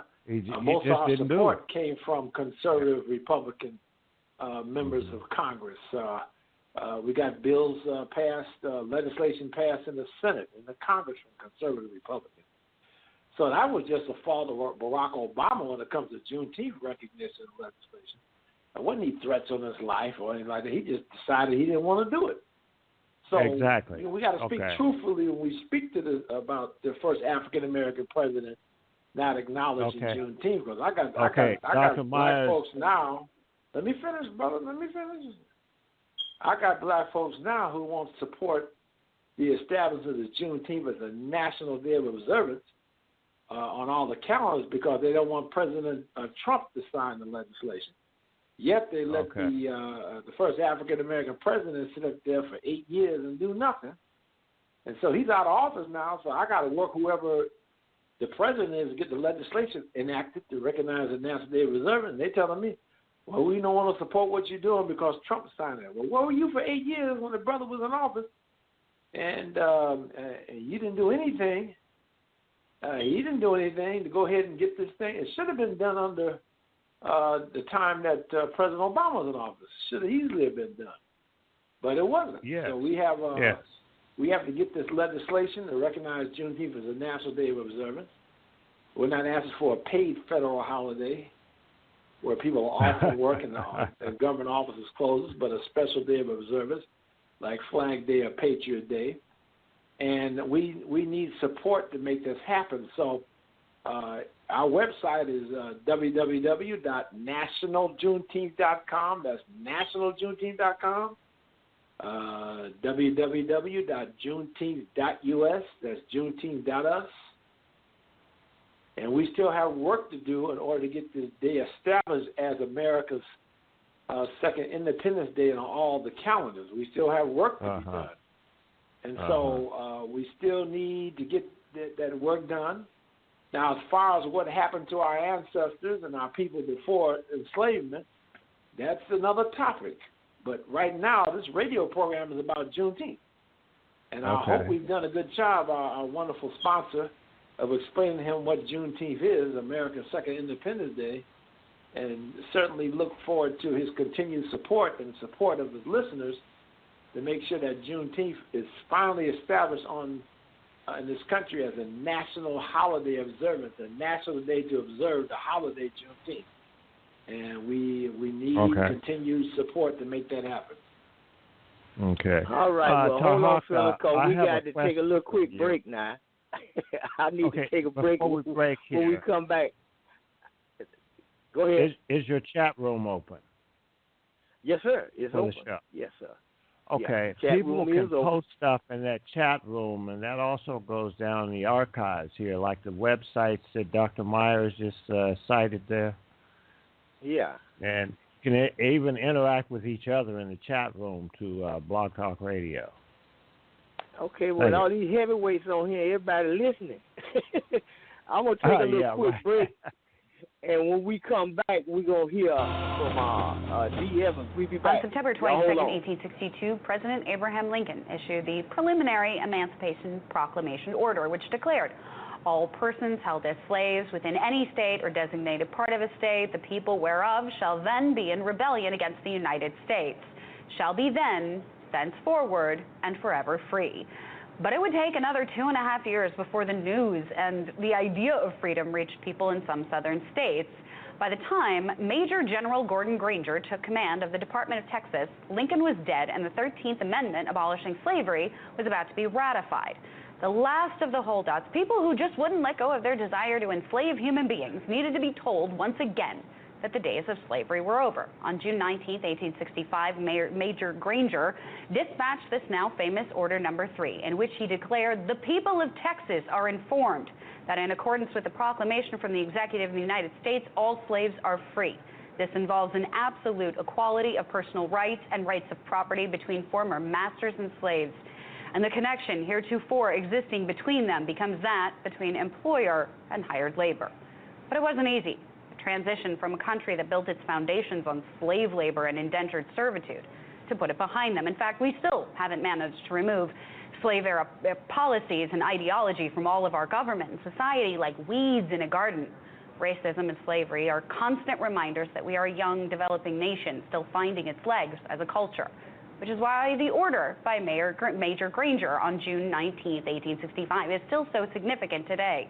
Known as Juneteenth, it became an official holiday in Texas in 1979 and is now an official holiday in 42 states and the District of Columbia. Joining us now to discuss the significance of Juneteenth is activist Perry Rett. Thank you so much for joining us. Yes, thank you for having me. Perry, always a pleasure. Now, I want to get you into Juneteenth and tell me what is the soul of Juneteenth, and why is this such an important holiday, for the United States as a society and as a country to recognize?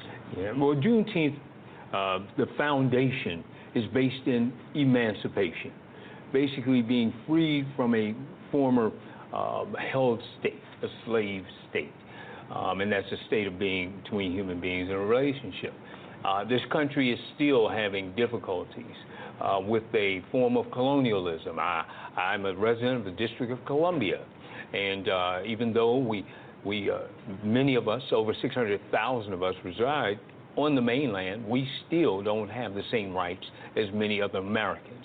We lack statehood, and so that's a form of a lack of emancipation. The significance for America is chiefly three things. One, reminding us of where we've been and where we need not return.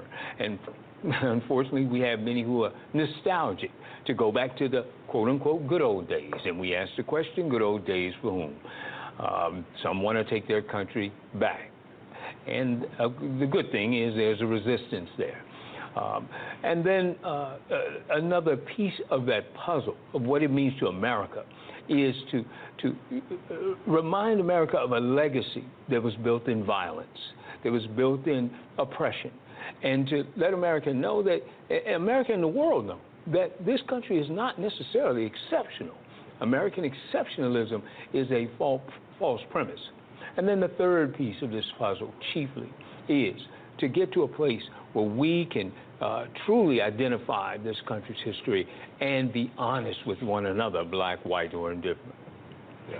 One of the things I always think is interesting is this idea that the Emancipation Proclamation just made all slaves free and that was the end of it. But in reality, it not only took a really long time for it to even reach certain states or do that stuff that we were just talking about, but in certain areas, more importantly, what it did was authorized black men who had been slaves or were free men to fight in the war. That was a major part of it. And it was kind of sold to people as, this will help us sell to the American people or to the rest of the citizens that they've earned this right to be here. As if being enslaved, they still had to prove themselves. Is that gone, or are we still kind of underlying have this idea that as black Americans, you have to prove that you're real American? As you finish that question up, that is the answer to this thing, that we're still not there yet. We've all been, and through our school systems, ever since 1865 and the 12 years of Reconstruction following the abolition of slavery, we have been taught through the beginnings, freedmen schools, to right now, charter school movement, a bill of goods that are counterfeit. And that's that story of the emancipation, on the reasons why. If indeed this country is righteous as children of God, then we have set you free, not mentioning those reasons, those underlying reasons, whether they be economic or whether they be for the purpose of, I guess, keeping the Union together. The Union's never been together and isn't together, and we see that evidenced by our ideological battles today. Yeah. Yeah, I want to, I think one of the great examples of what black Americans are facing today is the verdict that just got handed down over the weekend with Philando Castile. I mean, this is just another in a long line of dead young black men who will not have justice. Their killers are walking free. They're paid by the state. Some are on disciplinary action, but whatever. And a lot of times they're commended for their actions.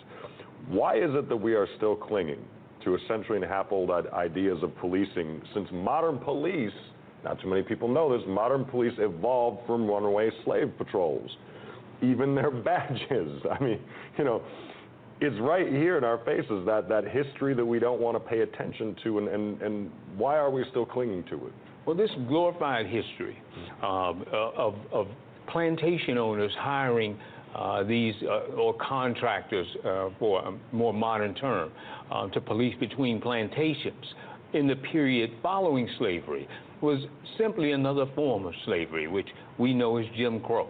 And this idea of policing was meant at that time, over 150 years ago, during the period after slavery was abolished, it was meant to protect the oligarchs of this country, those who had plantations, still had plantations, and some who didn't have plantations or had them taken from them by the North, Some were given their plantations back.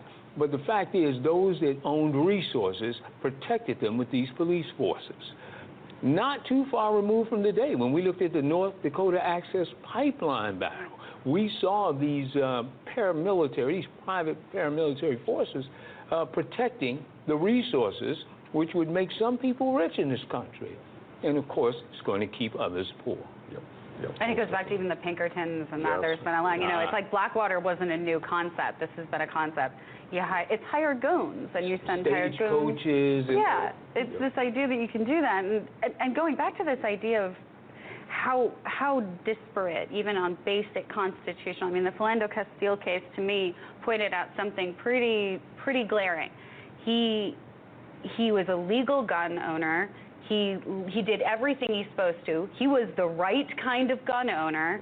He was absolutely responsible. But apparently his Second Amendment rights disappear because of the color of his skin. Yeah, that's the way it looks. And let me just say, one of the issues we have in this country when we talk about the values that Americans hold, equality, justice, freedom, democracy, ...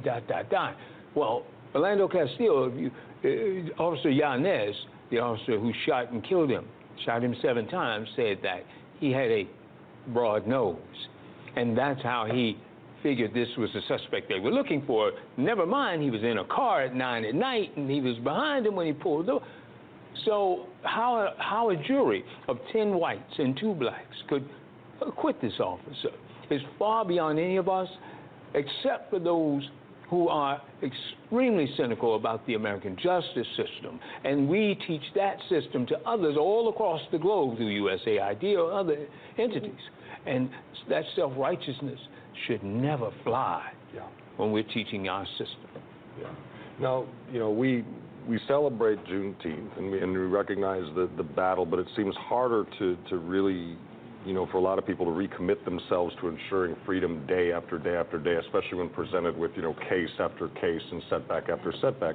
How do we as a society keep fighting this institutionalized racism here when it seems like we're never going to really, when you look at it, it's like, is this battle ever going to be won?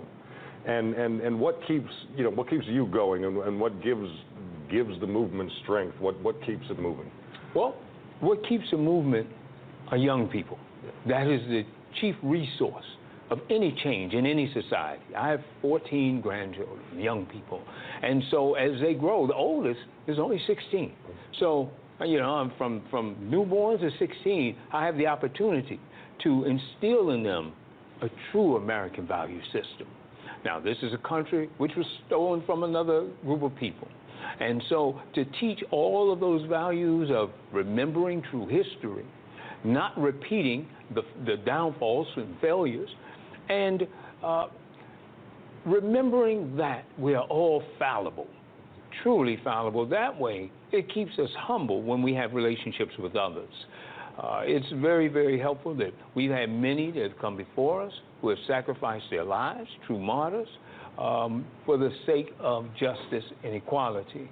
We have to remember that, but the most important element is education. Yes, it is. Yes, it is. Perry, I want to thank you so much for coming on and educating us today on Juneteenth and also and that holiday and the struggle. Thank you so much, sir. Thank you so much. Always a pleasure. You. Yes. Always a pleasure. Happy Juneteenth. All right, everybody, we're back. Brothers, I know y'all here. I'm going to give the sister the first shot to weigh in on this. I'm going to open up her phone line, and I'll see if she's still with us.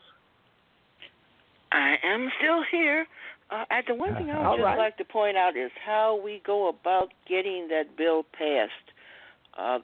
In 2012, Senators Kay Bailey Hutchinson introduced a bill which is SJR, Senate Joint Resolution 45, to recognize Juneteenth.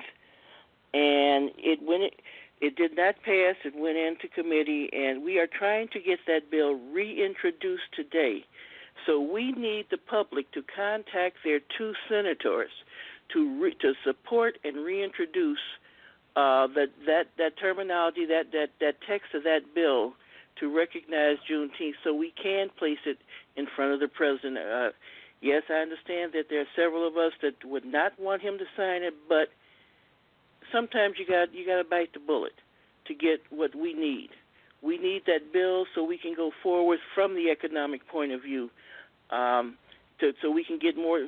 Once we get recognition of Juneteenth as a holiday, then we go forth and we can do the education part of it, where we can get more of our history out there. The things that we have discussed tonight, the things that I've heard discussed tonight, there are many aspects of it that we just don't know.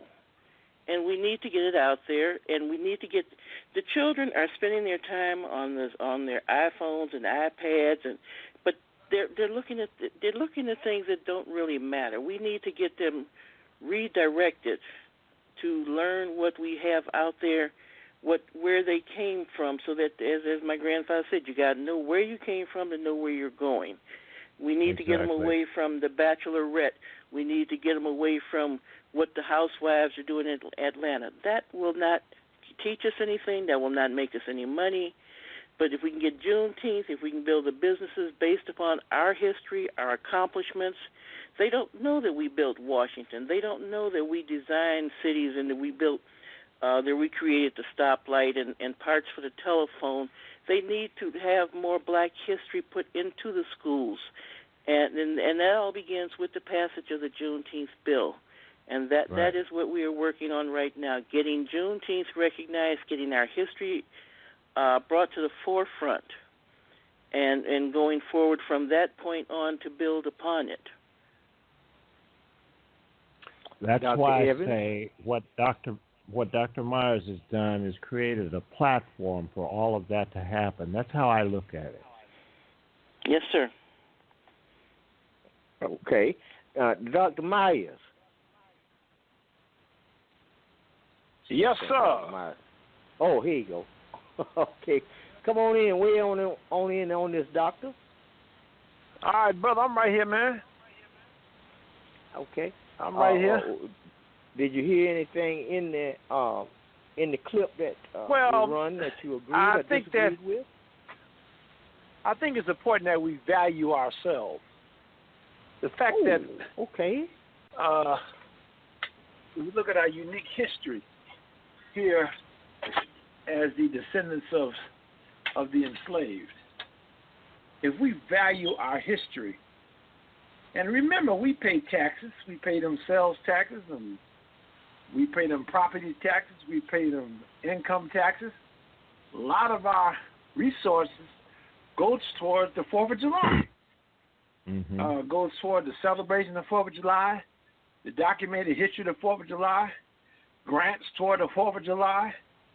Now, those resources need to go toward America's true legacy of freedom, which includes the 19th of June. We got to value ourselves. We got to say to ourselves, shouldn't Juneteenth be on the calendar as a national day of observance? Shouldn't we be able to pick up a calendar and see Juneteenth on it?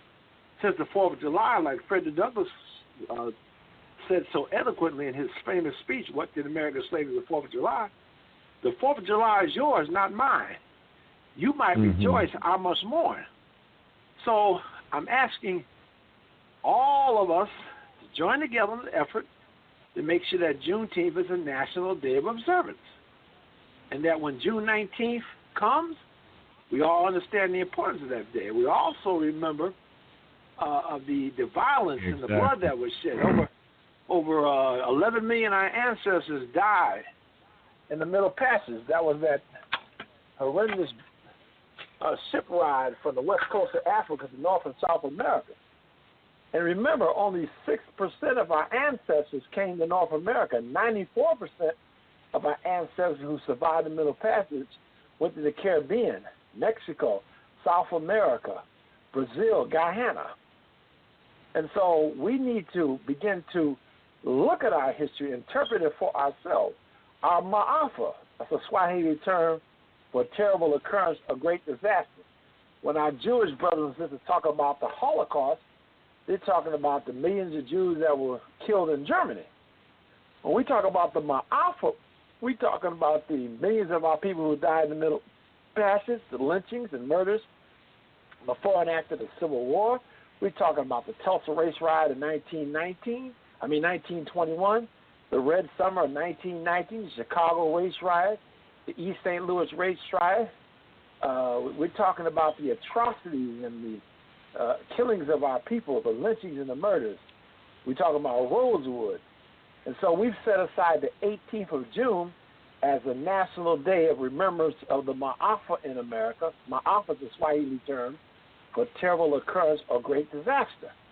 So our Jewish brothers say Holocaust, we say Ma'afa.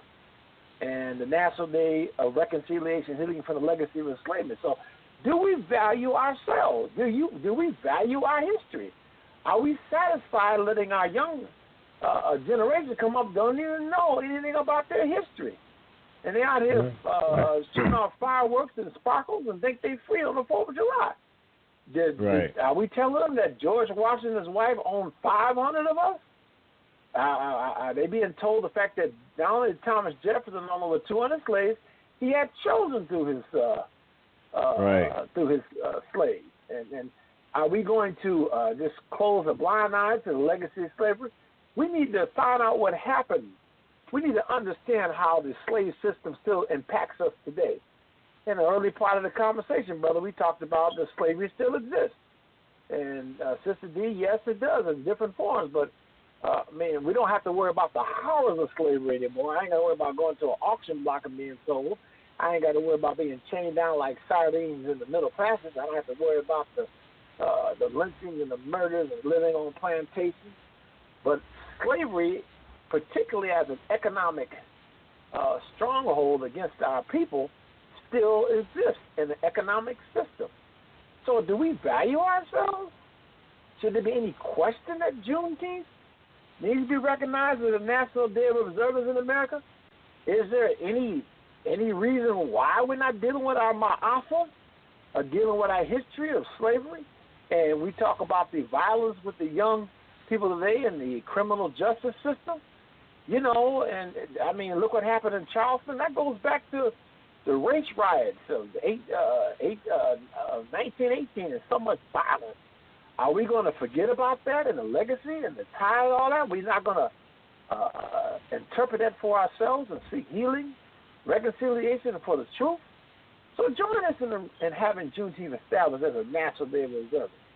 And that week of Juneteenth, we need to talk about slavery, what happened to us, and what it did, and that legacy of slavery, which is still has our minds in a situation where we don't even know really what it really means to be totally free, because our minds are still trapped in the tyranny of slavery. We're still thinking and putting each other down. I love what the brother said, I love you. I love you too, brother. And, and even we're hitting each other. And we need to understand that the recognition of Juneteenth as a National Day of Observance is a step in the right direction. It will give us a focus every year in June, in the month of June, that we reflect upon our celebration of freedom, but also we reflect upon what slavery really has done and its legacy to this day and how we can overcome it. Yes. Okay, Minister Patterson, appreciate it, my brother.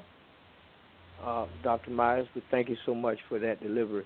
That is very, very important information. I agree with it wholeheartedly, 100%. Do we really, really value ourselves? Pastor Patterson, you want to elaborate on this thing? Yes, Tarhaka, Minister W.D. Patterson here. You know, one very important thing I mentioned earlier, it's the hardest thing for us to do is tell another brother or sister, I love you. And I love each and every one of you. You know, you get one chance to do this and do it right, you know, to where it works. The Bible says how you know a false prophet is if what he say don't happen, you know. And I've detected a whole bunch of false prophets through my research and but it ain't my intent to point them out that they're like that.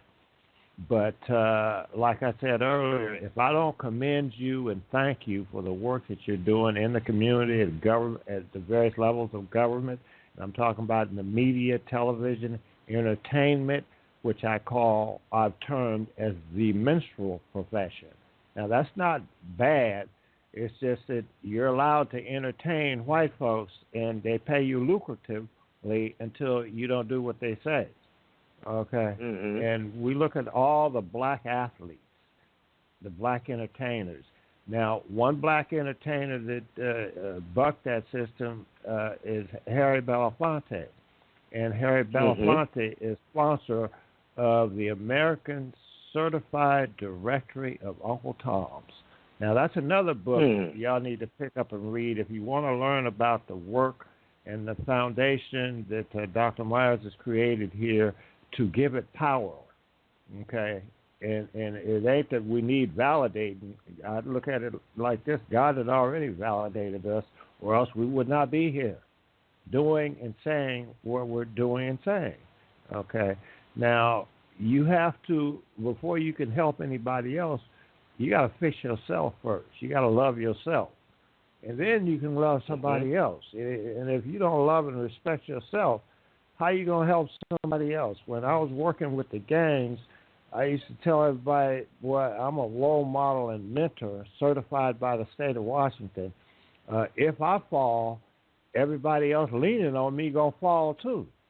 So that quickly caught the attention of white folks. They said, well, we can't do what you doing, so we're going to help you financially do it. So that's how they help. Okay? And they're still willing to do it because, this ain't no black-white thing. It's an American thing. Like I said, the premise here is America was built, the wealth in America was built off the backs of black slaves. Those were our ancestors. I claim that.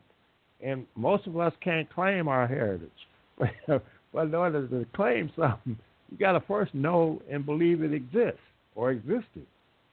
Okay? Well, we all have the same inheritance, but we got few people that know or even desire to claim it.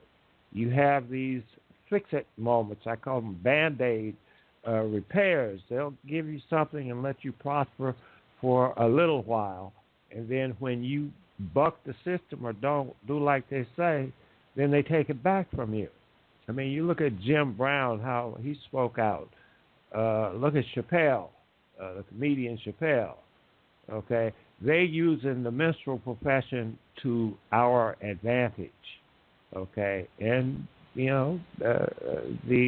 that machine don't like it either, but there's a price you have to pay. I've paid that price several times over. Where you strip the stuff, they try and break you. But I tell them when my career ends, that means God ended it. And man don't have the power to do that, although they have tried, And when I say that, use that word try, that means it ain't going to happen. They recognize that. And one last thing, the God said, vengeance is his. It ain't my job to lash out against somebody, my opponents, because I've learned a way. I put it simple. You don't tap that ass. That's violence. They're going to outpower you. What you do is you tap them pockets.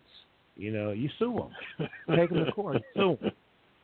I know that they don't have the evidence that I have. Every court case that I have filed has been settled out of court because they didn't want what I was talking about to go public. They settled out of court, and then the stipulations with the settlement, they had me sign and say that I wouldn't release anything to the media. And that was easy to do. Give me the money, And that's a very, very powerful move. That's excellent. Yeah. We try to teach people how to get in the same position with law. I deal with that a lot. You're absolutely correct. And I try to tell brothers and sisters, when something goes wrong, we run out in the streets, we want to protest, we want to burn down buildings, we want to loot, Even the police be trying to help you out because they know sooner or later a cop's going to accidentally kill the wrong man's child. And when that happens, it's going to be a whole brand new type of day. So they tell you quick, well, there's been a shooting. The officer that done the shooting it's standard procedure for him to be placed on administrative leave. In other words, he ain't down here where the rest of us at. So when y'all start shooting and killing, don't come down here because he ain't down here. He out there with y'all. Exactly. So we have to look at things a little bit differently. I would like to ask a question now about the future of our people and the church as far as economics are concerned. Y'all want to weigh in on that, and then I'm going to open up Sister Evans' line and let her weigh in on that question as well.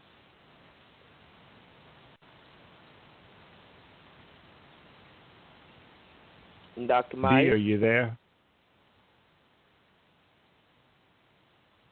Okay. Yeah, I'm right here, but you said Sister Evans. Yeah, Sister Evans stepping back to the Sister Evans is stepping back to the wisdom. Come on back on up in the pit. Up on the pulpit. And you on the pulpit. Come on. What do you think about today in our church as far as economics? How would you like to see our church perform economically differently than they are doing have been doing for the past 200 years?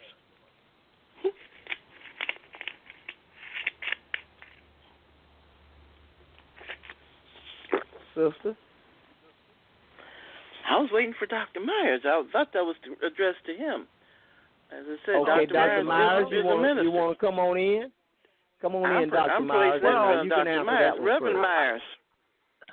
I think that, the Black Church is one of our... Yes, I think the Black Church is one of our key institutions. I'm a ordained and commissioned Baptist medical missionary Baptist churches, and I'm a member of an institution that has kept us and served us throughout our history, even back with the legacy of slavery. And I think that I would like to see us do more in terms of economic empowerment. And I'd like to see us more. It'd be wonderful if we'd all come together and form our own banking institution. I mean, if you look at the money we take in every Sunday across all 50 states, it's in billions of dollars. Right. So I think there's opportunity for us.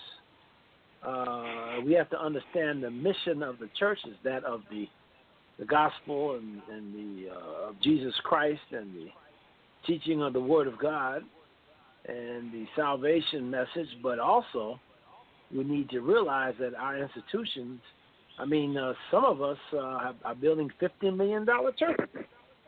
Right. The brother out in Los Angeles, Bishop Blake, has a $50 million institution. Why don't we have ideas like a beauty parlors in our churches, or barbershops connected with our churches, credit unions associated with our churches?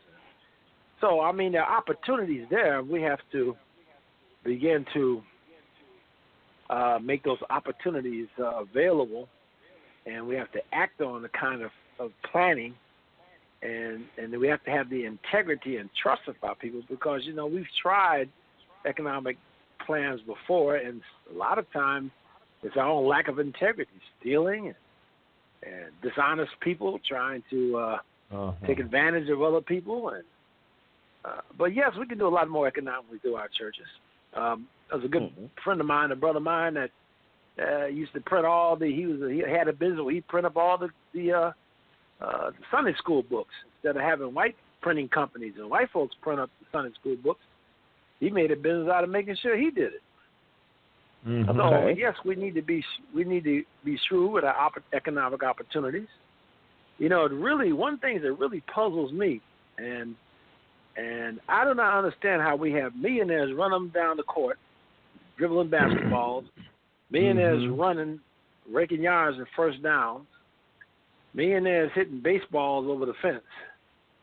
And out of all those resources from these millionaires that came really from our communities, our neighborhoods, many of them growing up in abject poverty, it just puzzles me how the millions and even billions of dollars from our own black athletes have never been put in any kind of economic force. So as we look at the church, we need to look at those of us who have the opportunities to make a difference. I'm glad to see Michael Jordan recently making a commitment to Chicago because of all the murders and the killings, and he wants to do more for Chicago. But, we have to really love ourselves. And we have to be men and women of integrity. And as we have different business ventures, we need to be about supporting each other, not just the black church in terms of that opportunities there, but opportunities in other areas. Look at our black hair care industry. We used to have 100% of that was all ours. And now we only control about 10% of the black hair care industry. Revlon and all these other white companies are making all the money on. And I look at my sisters. I love my sisters. They sit there and get their nails done, paying $25 for their fingers and $40 for their feet. for their hair. And you got another culture of people, Asian folks, who are making millions and billions of dollars off fingernails and toes, and we ain't got no sense to train our own people to open up their own nail shops and their own. I mean, it's upon us, our own institutions, who we are, to create the economic opportunities that we need to create our own The reason why I'm asking the question is because we still have an institution where we gather in numbers. And it is a power base because Mr. Patterson, hold on a minute. Let me give you my rendition thing. Now, I've already told you guys that I'm not a religious man, and I don't participate in any forms of religion. So the way I see it, from where I sit, if a man got a church, and he got in, and the brothers already mentioned that we got brothers that's putting millions of dollars in the big giant churches, that means he got a lot of room. So if we had church on Sunday and we deal with every aspect of religion and stuff on Sunday, what about if we had the congregation to come back on Monday for classes in real estate, and the ultimate goal is to actually get Brother Williams and his family and Deacon Johnson and his family to actually start investing in real estate and receiving a profit from it, and then on Tuesday we'll come back for the group who wants to be in and discuss investment in the latest technology and how they're going to benefit, and then on Wednesday we'll have another class where we're investing in stock markets and stocks and bonds and stuff, and then on Thursday then we'll deal with everything connected to our ancient story, and we make sure that we have the children there on Thursday. And then Friday, we can start preparing and getting ready for having church on Sunday. If we had that kind of merry-go-round going in the church, then setting up these beauty salons, these restaurants, these hair and nail salons, these exercise facilities, nutritional facilities, and all of these things right there in the church. You already got the people inside the building. And this is one of our last institutions. But what you think about that, Mr. Patterson? Okay, Tarhaka, I got something that I want to call to your immediate attention here. If you check your chat room, they censored the word Cushite. I'm writing stuff in the chat room, and this is nothing new to me, And all the word Cushite means is black, But anyway, getting back to your subject there, I feel that these institutions, the churches, they have been set up by the system that's in place, and they were primarily used to control the black community. Okay. Now, my work at the university, because I was a clergyman, they asked me to go into the black community to collect information about the black churches. You know, that was one of the areas that, because there weren't many black businesses. And then there was they have a black chamber of commerce here, which I operated out of, okay, while working on this research project at the university. Now, it's part of the same system. Let me just cut to the chase here, okay? Mm-hmm. And whereas we thought we could use the black church as a catalyst for the upward mobility of black America, we plainly and clearly see that that's not the case. It's not going to happen like that. You know, it's happening. It'll happen through what you're doing and what Dr. Meyers has set up. Okay, now I've gleaned the nation for other individuals, agencies, and organizations that have that potential or capacity to make change here. And this is where I'm at now. This is where I'm at. But I just don't see it happening through the black community. I didn't mention Saturday. Now Saturday, what we do, we get the whole congregation and go out to the gun range, or either to the woods and learn how to shoot, including children. You think that might change a few minds? It might change a few minds. You got that right. You know, I have a gun range and shooting range. I have a shooting range not far from where I live. And to keep me in constant contact with people, I actually have 2 other jobs. You know, I drive for Uber, so that puts me in touch with people traveling through here from all over the world. So I get a number of people that I pick up from the shooting range, and they don't look like us. Okay? And I wonder why I think we need to have the same thing. And herds and droves for recreation. Now, I have a partner of mine on Facebook here, Leo Alexander. He's high profile on Facebook. He said he just went to the shooting range, I believe it was yesterday or day before yesterday, and started doing skeet shooting. And he said once they see you doing that, they know that, hey, oh, wow, this man know how to use a gun. We better leave him alone. But Leo said he's doing it to protect his family and, you know, his belongings, you know. Well, that's what we are supposed to be doing. But then we got taught how to shoot. The Army taught us how to shoot. You got Leon Valentine Hobbs, who was Minister of Defense for the Black Panther Party here. He was an Army sharpshooter. Now, Leon came back from Vietnam into the community, and that's what he was teaching brothers how to do, was shoot. Well, I know we got a whole battery of them down here, but I don't mention their names. They're real good friends of mine. But anyway, I'm on BFW 5796 block 1993 Green Ford Explorer. Okay. Somebody got an Amber Alert. Yeah, they said. All right, can I just mention? Come on, Dr. Evans.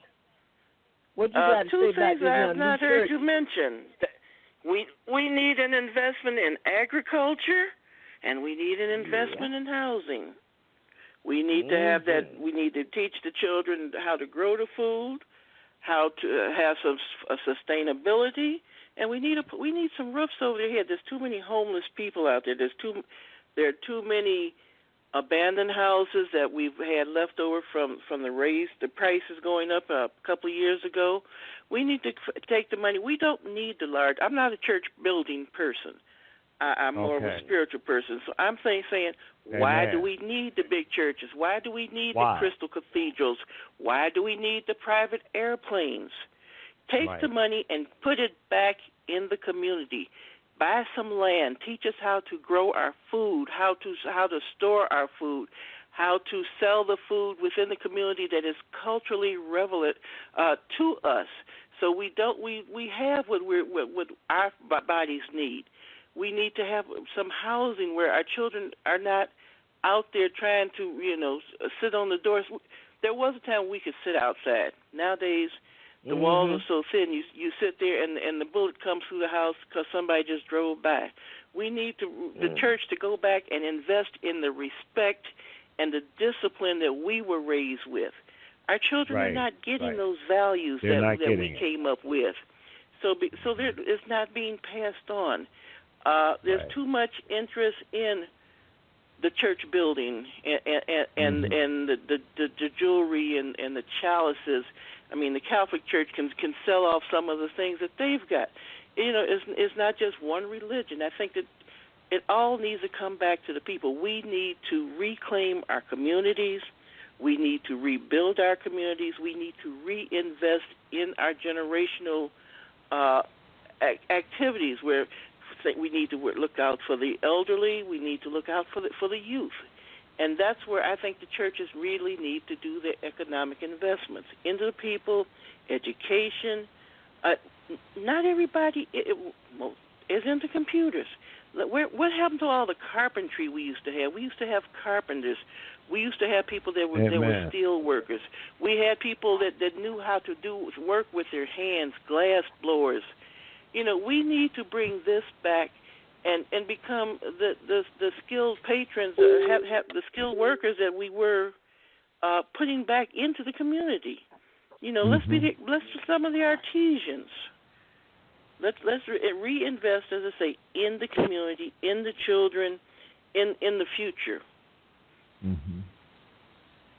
Well, Dr. Meyers, what do you think about Dr. Evans and give us your rendition? And wait a minute now, wait, because I want to hear what you got to say about Saturday too, and this shooting, and this training about these shootings and these guns. So go ahead. Well, that's why I mentioned, I'm not going to lump everything in terms of what we need to be doing business-wise on the black church. That's just one of our institutions. That's why I mentioned our black athletes. Mm-hmm. Multi-millionaires dribbling basketballs and catching footballs and hitting baseballs over fences. They came out of our community. I like to see them get together. I mean, they ought to ideally speaking, of course, they ought to be able to put together the biggest investment firm in black businesses in America. So that's why I mentioned the nail parlor. You mentioned the minstrel. You mentioned the minstrel professions. Let me finish up. That's why I mentioned the sisters making decisions about who they're paying to put their nails on and their pedicures. So I'm not going to just put everything in the black church's hand in terms of what they should or should not be doing. I know some good colleagues and pastors of mine doing some wonderful things economically. The other ones aren't. And you got some, there are always some charlatans out there.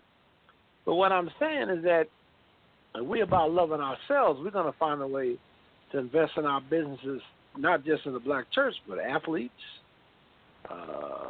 beauty, hair care. We're going to be about the stewardness of making sure our businesses are surviving and open. And we still got to deal with the tragedy, like the brother was saying. My hometown of Chicago, man, it's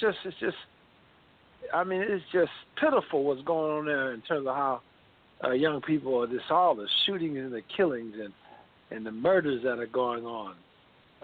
Dee's hometown. There's so much violence in our communities. We have to deal with the fact that our communities aren't safe. And we got to deal with our own black professionals who are not even in our communities anymore. They're out in the suburbs. And I know cases where black doctors are graduating from black medical schools and won't even see Medicaid poor black patients. They open up suburban practices, and they don't want to see no poor black folks. So, we still have the criminal justice system. I'm a black doctor, and there's an over prosecution of black physicians. They, I know my activities as a national black leader. I'm not going to escape the bullet no more than Marcus Garvey and Frederick Douglass and Martin Luther King. But they arrested me and they arrested me for a bunch of charges, racketeering, and murder 1, murder 2, and try to set me up some kind of drug deal and then drop the charges a year later. Right. Oh, we're sorry. Right. We didn't mean to charge you those things. In the meantime, I lost all my medical licenses. But look at what it cost cost of false you. Yeah. charges. So yes. we got a criminal justice system which is dead set on destroying our wealth, going after our black professionals. Right. So, we used to have the black doctor in the black community, the black dentist. We used to have the funeral parlor. We used to have the beauty parlor and the barber shop and the radio station. But exactly. We have to take a look at. And we still, we have the black church. So I'm not going to put it all on the black church. There's a number of our institutions that have money that we need to be about investing in our own community. Well, do you think the pastor should gather the congregation on Saturdays and teach them how to grow their own food and how to hunt, trap, and fish, and how to shoot? If you can't get at the gun range, go out in the woods, practice. Remember, I'm the first ordained and commissioned medical missionary in the history of the African American Church in the Mississippi Delta. Holmes County, where I had my medical practice, had the highest percentage of black farmers and black landowners in any county in the United States. In other words, those black farmers, they planted food just in Holmes County alone. They could feed every black family in America. Just from the one county, Holmes County, Mississippi. So we began to bring black churches down and try to encourage the black farmers to plant food plant something beside cotton and soybean, to plant food. And we began to try to work to get some of that food, watermelons and squash and different type of greens back up to our communities in Chicago and Detroit and get those black farmers to have an economic return on growing vegetables. A very difficult task. And we have to have refrigerated trucks. You have to have a means by which the greens, when they come into Chicago or Milwaukee or Detroit, they have to be refrigerated and sold quickly. I mean, we can get some of the farmers just to plant an acre of greens. How do we get those greens up to our people in the cities? We're the only people in America that don't broker in food. Asians broker in food. Indians broker in food. We the only community in America that can't feed ourselves. Because, that's what I'm talking about. It. We're not dealing with the economics of the agriculture. We talk about it, but hey, if you want to deal with agriculture, you get down here where these black farmers are. You got to come down here to the Mississippi Delta.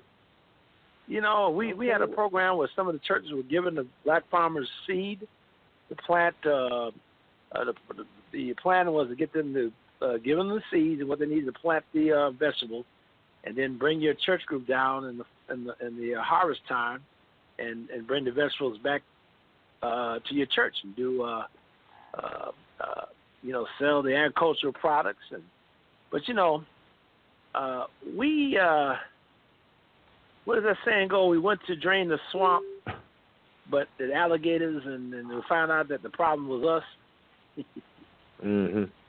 So, we're gonna have to stop pointing blame and start coming up. Look, I'm down here in the Delta and the poor. Look, I'm in America's third world. I don't see nobody here helping to help our poorest of our people in terms of health care. I don't see them. And we got multi-million-dollar churches. I don't see them. I mean, you could take some of that and put a clinic up in the poorest county in America. We're not there.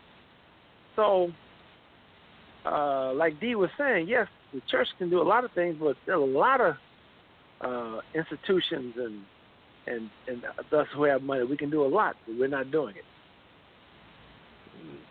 Come on, Minister Tarhaka, Tyler. I put it like this. I'm one that's tired of, I thought maybe the black church would be the route to go myself. And God knows I started there. I went around church after church, got in the pulpit and lectured to the congregation about the model that I created for the upward mobility of the black community.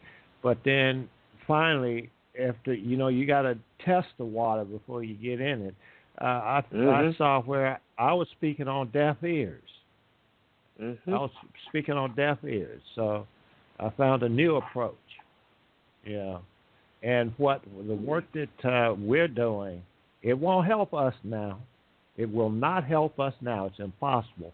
But it will pave the way for our kids and future generations. That's what we're doing. Okay. Well, we got 40 minutes left on the clock, and I got to bring out my new question, and which is very, very valuable, and I would like to give Sister Evans the first shot at it. What type of self-education should we be concentrating on? Sister Evans, you want to answer that question? What type of self-education we should be concentrating on? We need to concentrate on business skills. We need to learn how to speak, how to study your history, and once again, we need to learn how to grow food and be sustainable within our community. We need to learn skills. We need to go back and get those home ec skills that they've taken out to schools. Right. We need to get the art and the music back, because they're taking all the things that we came up with. They're taking away from us. So if we can learn how to play an instrument, how to paint, if we've got those skills, we've got to develop it. But we've also got to learn, let's say, how to do the carving, how to do the carpentry, how to do the painting. College is good, but if there's a glut in college graduates and we do not have skilled workers, where are we going? We need someone who can look at a piece of wood and say, that's an old mantelpiece. I can redevelop that and put that back out there and recycle it. There's too many things being destroyed that have use. We need to regain our values of things that are already here. We tear down things too quickly instead of where we can recycle them, where we can rebuild. As I said, in Chicago, there's a group named God's Gang, which they're teaching the children how to grow their own food and how to market it and go take it to the farmer's market. Will Allen is in Milwaukee. He's got, I believe it's Growing Power. He's teaching how to grow the food, and they have an arm in Chicago also. And the Pembroke farmers. Pembroke is probably similar to the Delta. Pembroke is probably one of the poorest farming areas in the country, and it's in Illinois, an hour and a half drive from Chicago. We need to get investments back, not only for the church, but once again, why are we paying all the high prices, or why do some people, because I'm not going to do it, but why do people pay a week's worth of salary to look at a sports game or an entertainment? You know, we used to have decent shows for entertainment. I'm in Las Vegas. I cannot afford to go to a show because the minimum seat in the Crow's Nest is $65, $75. Why? You know, and the food prices are outrageous, and it's the same food, it's the same entertainment, but, you know, we need to change our priorities. Why are the sports people so valuable? Why aren't the school teachers valued more? We need to work with the legislators. We need to learn the government.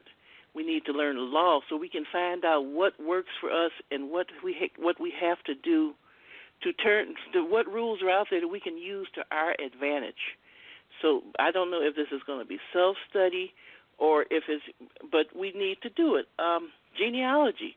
We need to learn about who our families are. We need to try to reconnect with our past, where we came from, what the family history was, what made the family what it is today. Where my family, it was like, how do we get to Chicago? My people are out of Tennessee and Mississippi. Well, it was when the cousins got killed. Never had heard the story because when they came up in the migration, they didn't tell the stories. So we've come to find out I had 6 cousins that were lynched. We've come to find out lynching is not just hanging. Lynching is shooting or whatever mass murder there is. There's so many things we just need to learn the words and that's out there and what they really mean and what's being hidden from us. We need to bring it to the forefront and get more visibility in of what's out there. And that would be the direction I would go in. There's so many areas that we need to study. There is no one area that I would say we need to concentrate on.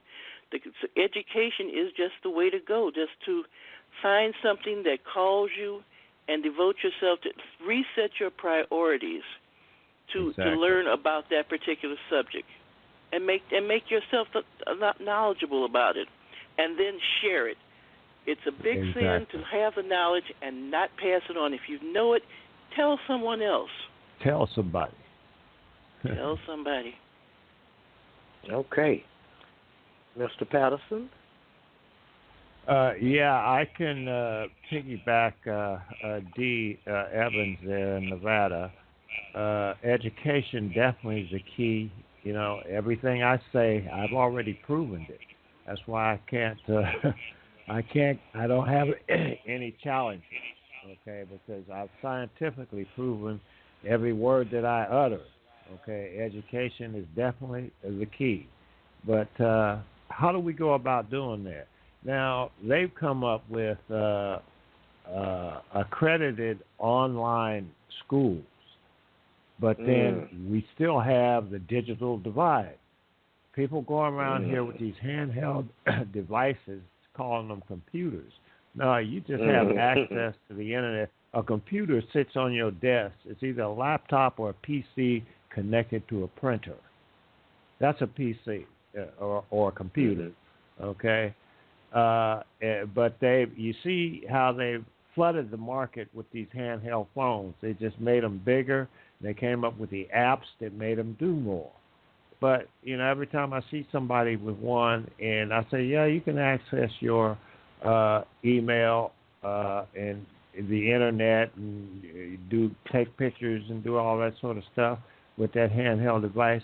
But still, it's not a computer. You can't print nothing out of there. If you knew how to connect to the cloud, you can do it. But you need to be sitting where you can print actual hard copy documents out from, your computer.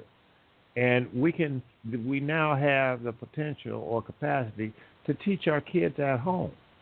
And what I like to say is about those 5 Blood and Crip gang members that graduated from historically black colleges and universities and never reoffended, is they were given access to somebody that could teach them, somebody culturally competent, because they had black professors at them black universities that could relate to how these kids, their learning style, what they needed, and knew what they needed to learn, and they taught it to them so they come out successful.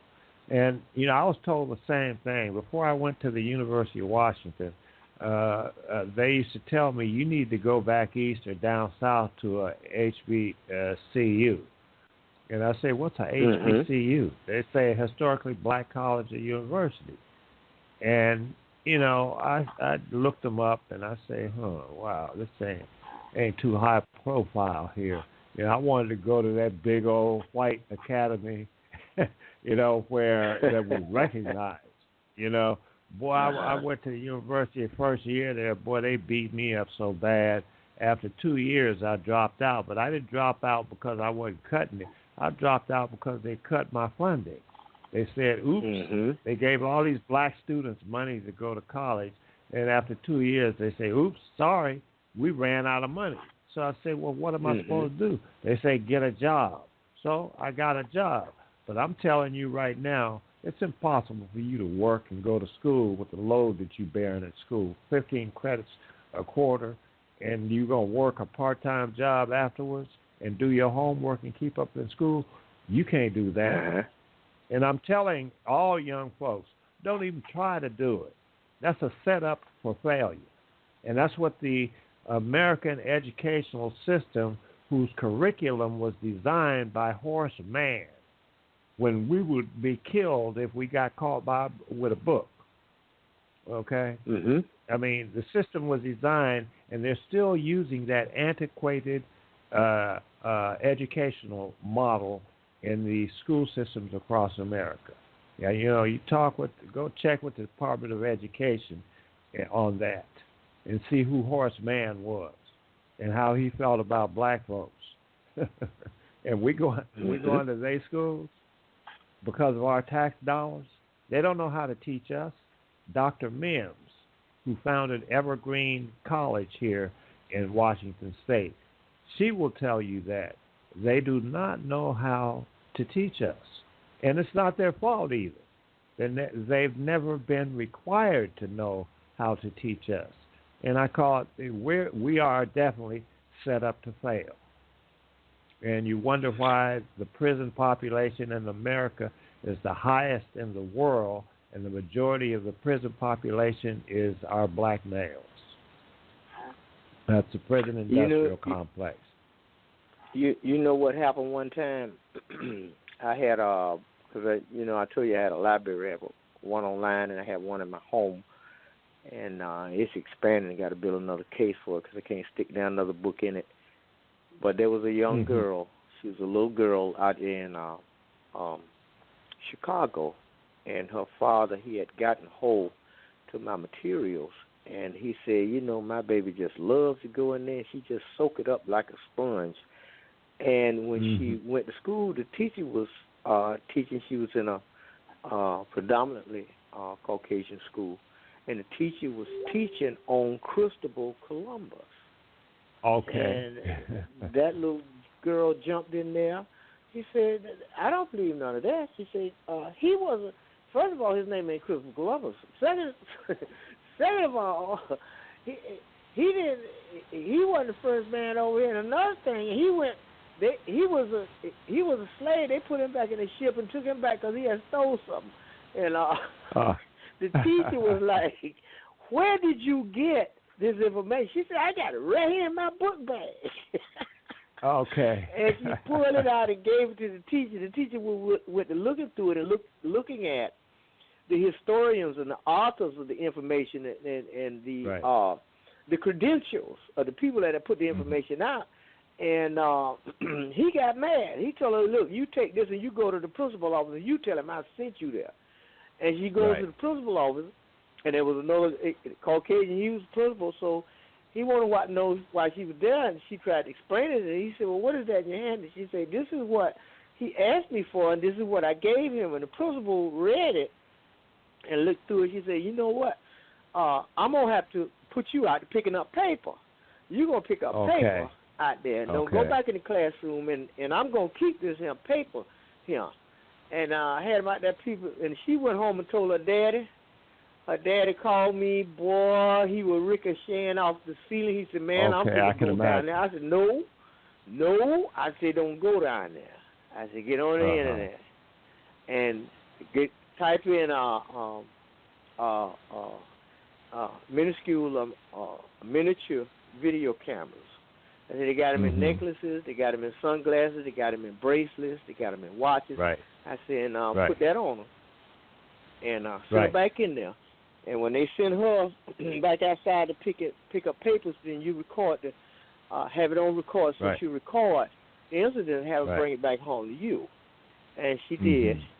And I said, now take it and put your USB port in and go ahead and download it and put it on a disc and make sure you send copies to all of the people at the school. And when that happened, he said his phone went to ringing off hook. They were crying on the phone, begging and pleading and everything.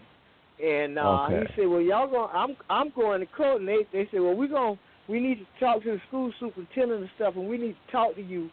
And so they settled out of court with him. But from that day forward, that little girl come home. She have all kinds of stuff. She said when she goes to school now, they treat her like a princess. See, when they walk, right. her class walk down the sidewalk, they tell everybody else to walk on the grass. Don't. She commanded respect. You know, Tarhaka, Yeah. that story is much the same as the way I resolved my situation at the University of Washington about acting black. Was with technology, a video recorder. One day I pulled up in the parking garage, and because I had a handicap placard in my car, I got to park in a handicap spot, and just so happened my handicap spot was right next to the president of the university. Okay? I pulled up in there one day, and then right after me, another car pulled up next to me, and I looked over. I said, oh, wow, there's the president. And I looked over in the car, and a young black dude got out the car. And I said, hey, son, wait a minute. You can't park there. He says, I'm only going to be a minute. I got to drop off something to my dad. I said, but that's the president's spot. They're going to tow your car out of there. He said, no, they ain't. My dad's a professor here. I said, who's your dad? So he told me who his dad was, and voila, guess who it was? One of the black professors there to say ain't no such thing as acting black. I said, wait a minute, son. Can you do something for me? He said, what? I said, come on, follow me up to Sazala Library. And I went up there and checked the video camera out. I said, can you take this home and tape your dad at home? I said, when he pitching one of his temper tantrums? The kid said, sure. He had fun doing it. He brought the tape back to me, and I looked at it. His dad was acting black at home. Guess what? I never heard another word from that professor again. Once I showed him that tape, I never heard another word from him. But boy, prior to that, he was telling everybody that I was unfounded and that there was no such thing as acting black. And I say, you know what? I bet you act black. You just ain't been caught doing it. So God allowed me to use that kid to catch him and his house acting black. And look at Henry Louis Gates, Skip Gates, Henry Louis Gates. Remember Skip? I know him. They caught him, the police jacked him on his front door acting black. Yeah. He was another one that opposed me. Okay? Yeah. And I know you're right because I know him. I know him. Okay. Yeah, they caught him acting black on his front porch. We winding down. We only have 23 minutes. Could y'all recommend some books and authors for our listening audience so that they can begin the process of empowerment if they don't already have their own libraries? What kind of books would you like to recommend, Minister Patterson? And then we'll go to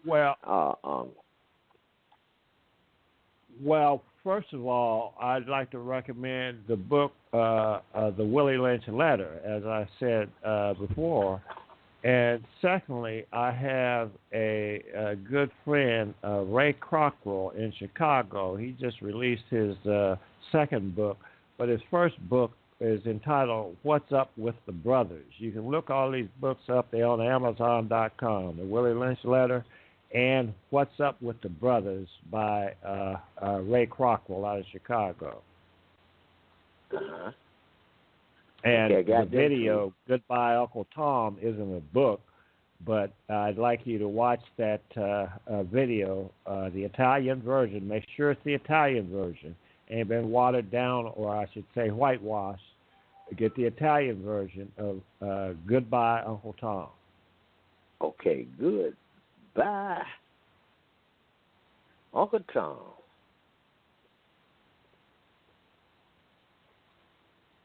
And Tarhaka, excuse me, there's one more. The book co-sponsored by Harry Belafonte, the American Certified Directory of Uncle Toms, and it'll wake you up. The American Certified Directory of Uncle Toms, and you'll begin to understand why it's like it is only in America. Okay, I got them. Okay, Dr. Meyers, what's your book list?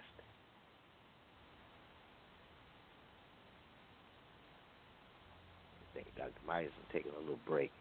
Let me go down here right now. Sister Evans? Hey, I'm right here, brother. What did you say, brother?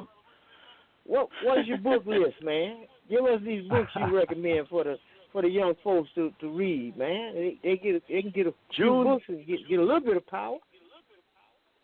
June Teenth, A Celebration of Freedom by Dr. Charles Taylor.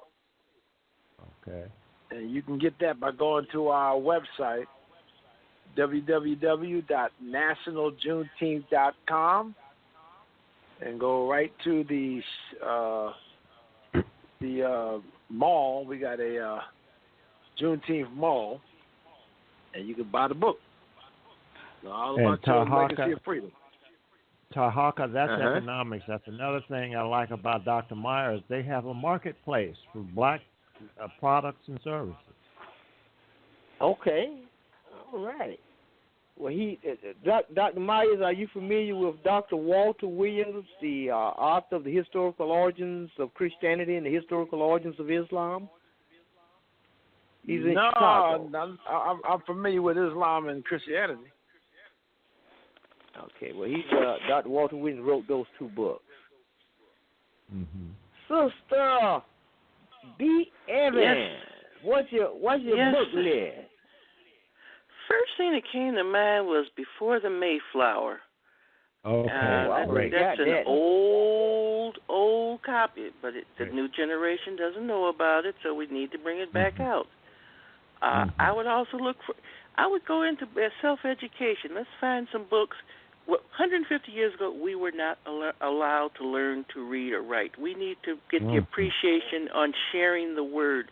So I would say we need to find some books that would teach you how to research.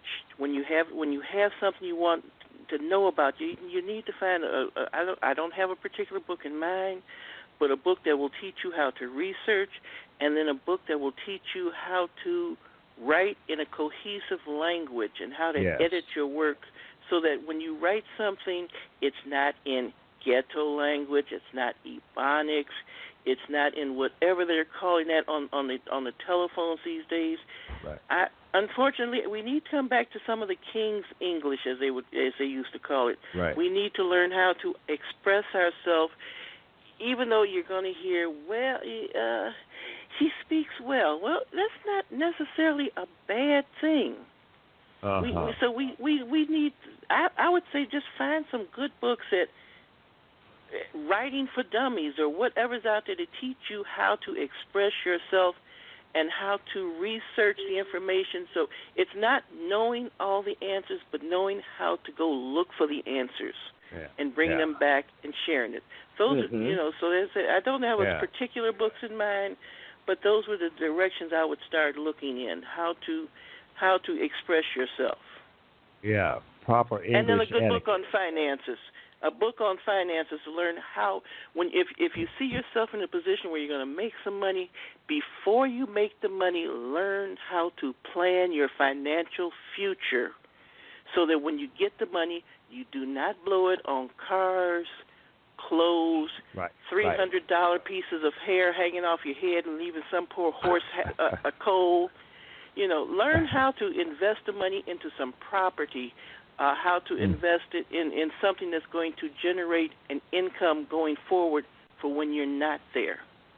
So that would be the directions I would be looking in. How to express yourself, how to look for the information that you need, and how to invest your money.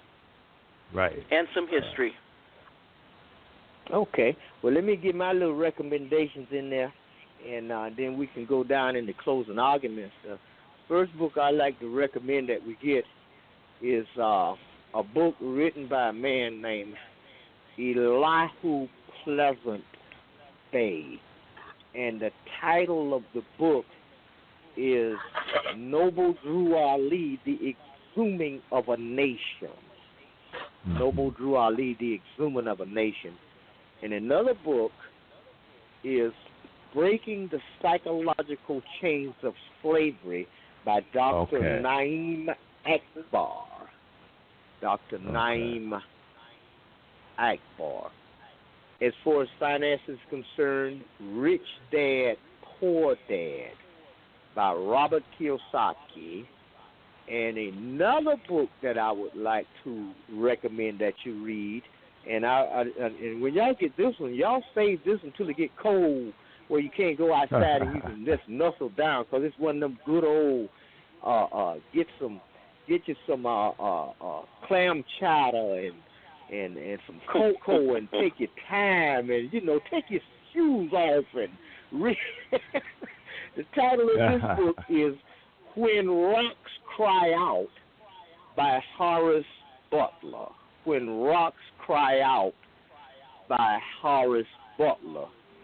And then first warm day you get, then you can read another called Stolen Legacy by George G.M. James. George G.M. James. And then another book is The Iceman Inheritance by Michael Bradley. The Iceman Inheritance by Michael Bradley. And that's my little short list that you can get. And that there, if everybody that's listening get that, I think a few states can be altered in America. Okay. And yeah, brother, I forgot a very important book, My Bondage and My Freedom by Frederick Douglass. All right. Frederick Douglass. Say it again, My Bondage and My Freedom. It's Frederick Douglass' autobiography. He talks about being born a slave on a plantation in Maryland, and it's his autobiography, My Bondage and My Freedom by Frederick Douglass. Okay. I got it on my shelf. Now, Minister Patterson? Yes. Guess what I was looking at? Guess what I was looking at today when I went down to my brother's shop down there to the masjid. Guess what I was looking at on his shelf today? What's that? A book entitled The Willie Lynch Letter. Okay, I heard that. All right. I didn't say nothing. I said, well, wait a minute. I was just looking at that today. So I got to go back down there and get that for him. Yeah, have them read that. That's my prerequisite to understand anything about my research projects. Is you got to read the Willie Lynch Letter, and because I found when I started researching this project, and it was a Muslim that turned me on to the Willie Lynch Letter. Okay, now they told me they're gonna tell you that that's false. I said, so I did some research, and I found out that the federal government paid. This was equivalent to a CIA operation. The Willie Lynch Letter. They paid a scientist, I believe Willie Lynch was from the Caribbean, somewhere down there, and brought him up here. And when he finished his research, he presented it, and the government gave the research to all of the southern plantation owners, okay, as to how to control your slave, how to make a slave and control.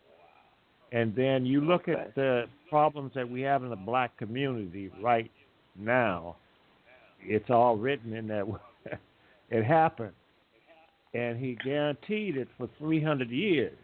Now, the 300-year guarantee expired when Barack Obama, in 2012, the 300 years expired. Okay, now everybody thinks Barack Obama was the first president. He was the first black president of the incorporated United States. Before the United States became a corporation, there was John Hanson. He was the first black president. Okay? This is history that our kids don't know about. They haven't been told. Well, also, you remember what happened with Eisenhower, Dwight Eisenhower in Time Life, when they was putting in all the parents of the president in Time Life magazine, and they got Eisenhower to find out his mama was a sister, and they tried to pull them all off the shelves, but they couldn't get them all off his time. They couldn't do it. They couldn't do it. Oh, yeah. Yeah, but anyway, the scientists will also reveal all them little white babies down the plantation that was breastfed by black mothers. Guess what? Well, let me say this now. We're down to the last 10 minutes, so Dr. Meyers, could you give us briefly your closing statements before we shut down the show? Thank you, brother. First of all, thank you for having a program tonight on Juneteenth. Juneteenth is an American celebration of freedom. It has to do with the date and the June 19th, 1865, when a Union general, a three-star major general by the name of Gordon Granger, arrived in Galveston, Texas to issue General Order Number 3 that all the slaves were free. Mm-hmm. Texas is the last state in the Union that still practiced slavery at the end of the Civil War. Mm-hmm. Lee surrendered to Grant at Appomattox on April 9th, 1865. Mm-hmm. Abraham Lincoln signed the Emancipation Proclamation September 22nd, 1862, to go into effect January 1st, 1863. But it took 2.5 years because of the Civil War, and the Southerners were not going to let their enslaved know that they were free. Mm-hmm. In fact, many of us in our churches celebrate Watch Night service. Watch Night service goes back to the black churches in Washington, D.C. and Maryland, who stayed up till midnight on January 1st, 1863. To give God praise, brother, we praise and to pray our first year of freedom. That's where the Watch Night services come from. A lot of people don't understand that the Watch Night service is a emancipation freedom celebration in our church. Okay. And when we got to roll. We're closing down now. We got to close down now. Mr. Patterson, briefly. Okay, you said 10 minutes. How many minutes? 1 minute? Now, briefly, we got enough, so we're going to have to close down. I'm going to get Minister Patterson in and give us his final statement. Support the effort to make Juneteenth a national holiday. www.nationaljuneteenth.com. Okay. Come on, Minister Patterson. Minister Patterson here. Hey, I'd like to thank you, Tarhaka, for having this episode dedicated to educating people about Juneteenth to your listening audience. And in closing here, I have to say my efforts are directed toward 100% effort of promoting this Juneteenth platform here in any way that God allows. I mean, this is took a long time coming, but it's here. So if you look me up on Facebook or LinkedIn, I'm out there. And just tune in and follow what I have to say, and it'll lead you to NJOF. That's National Juneteenth Observance Foundation.com. Thank you. All right, Mr. Patterson. Sister D. Evie, give me 2 minutes worth. Briefly, thank you for allocating the time for us. We do appreciate it. I would say that we need to make sure that you call your senators and ask them to reintroduce SJR 45, which was originally introduced in 2012 by Kay Bailey Hutchinson, to help us to obtain that Juneteenth holiday, Juneteenth Day of Observance. And also, I would say learn to read, study, research your priorities, and speak to the elders. Go back and talk to your elders and find out the history while you still have them. Learn to what they've done, what their friends have done, what has happened in their lifetimes, and celebrate it.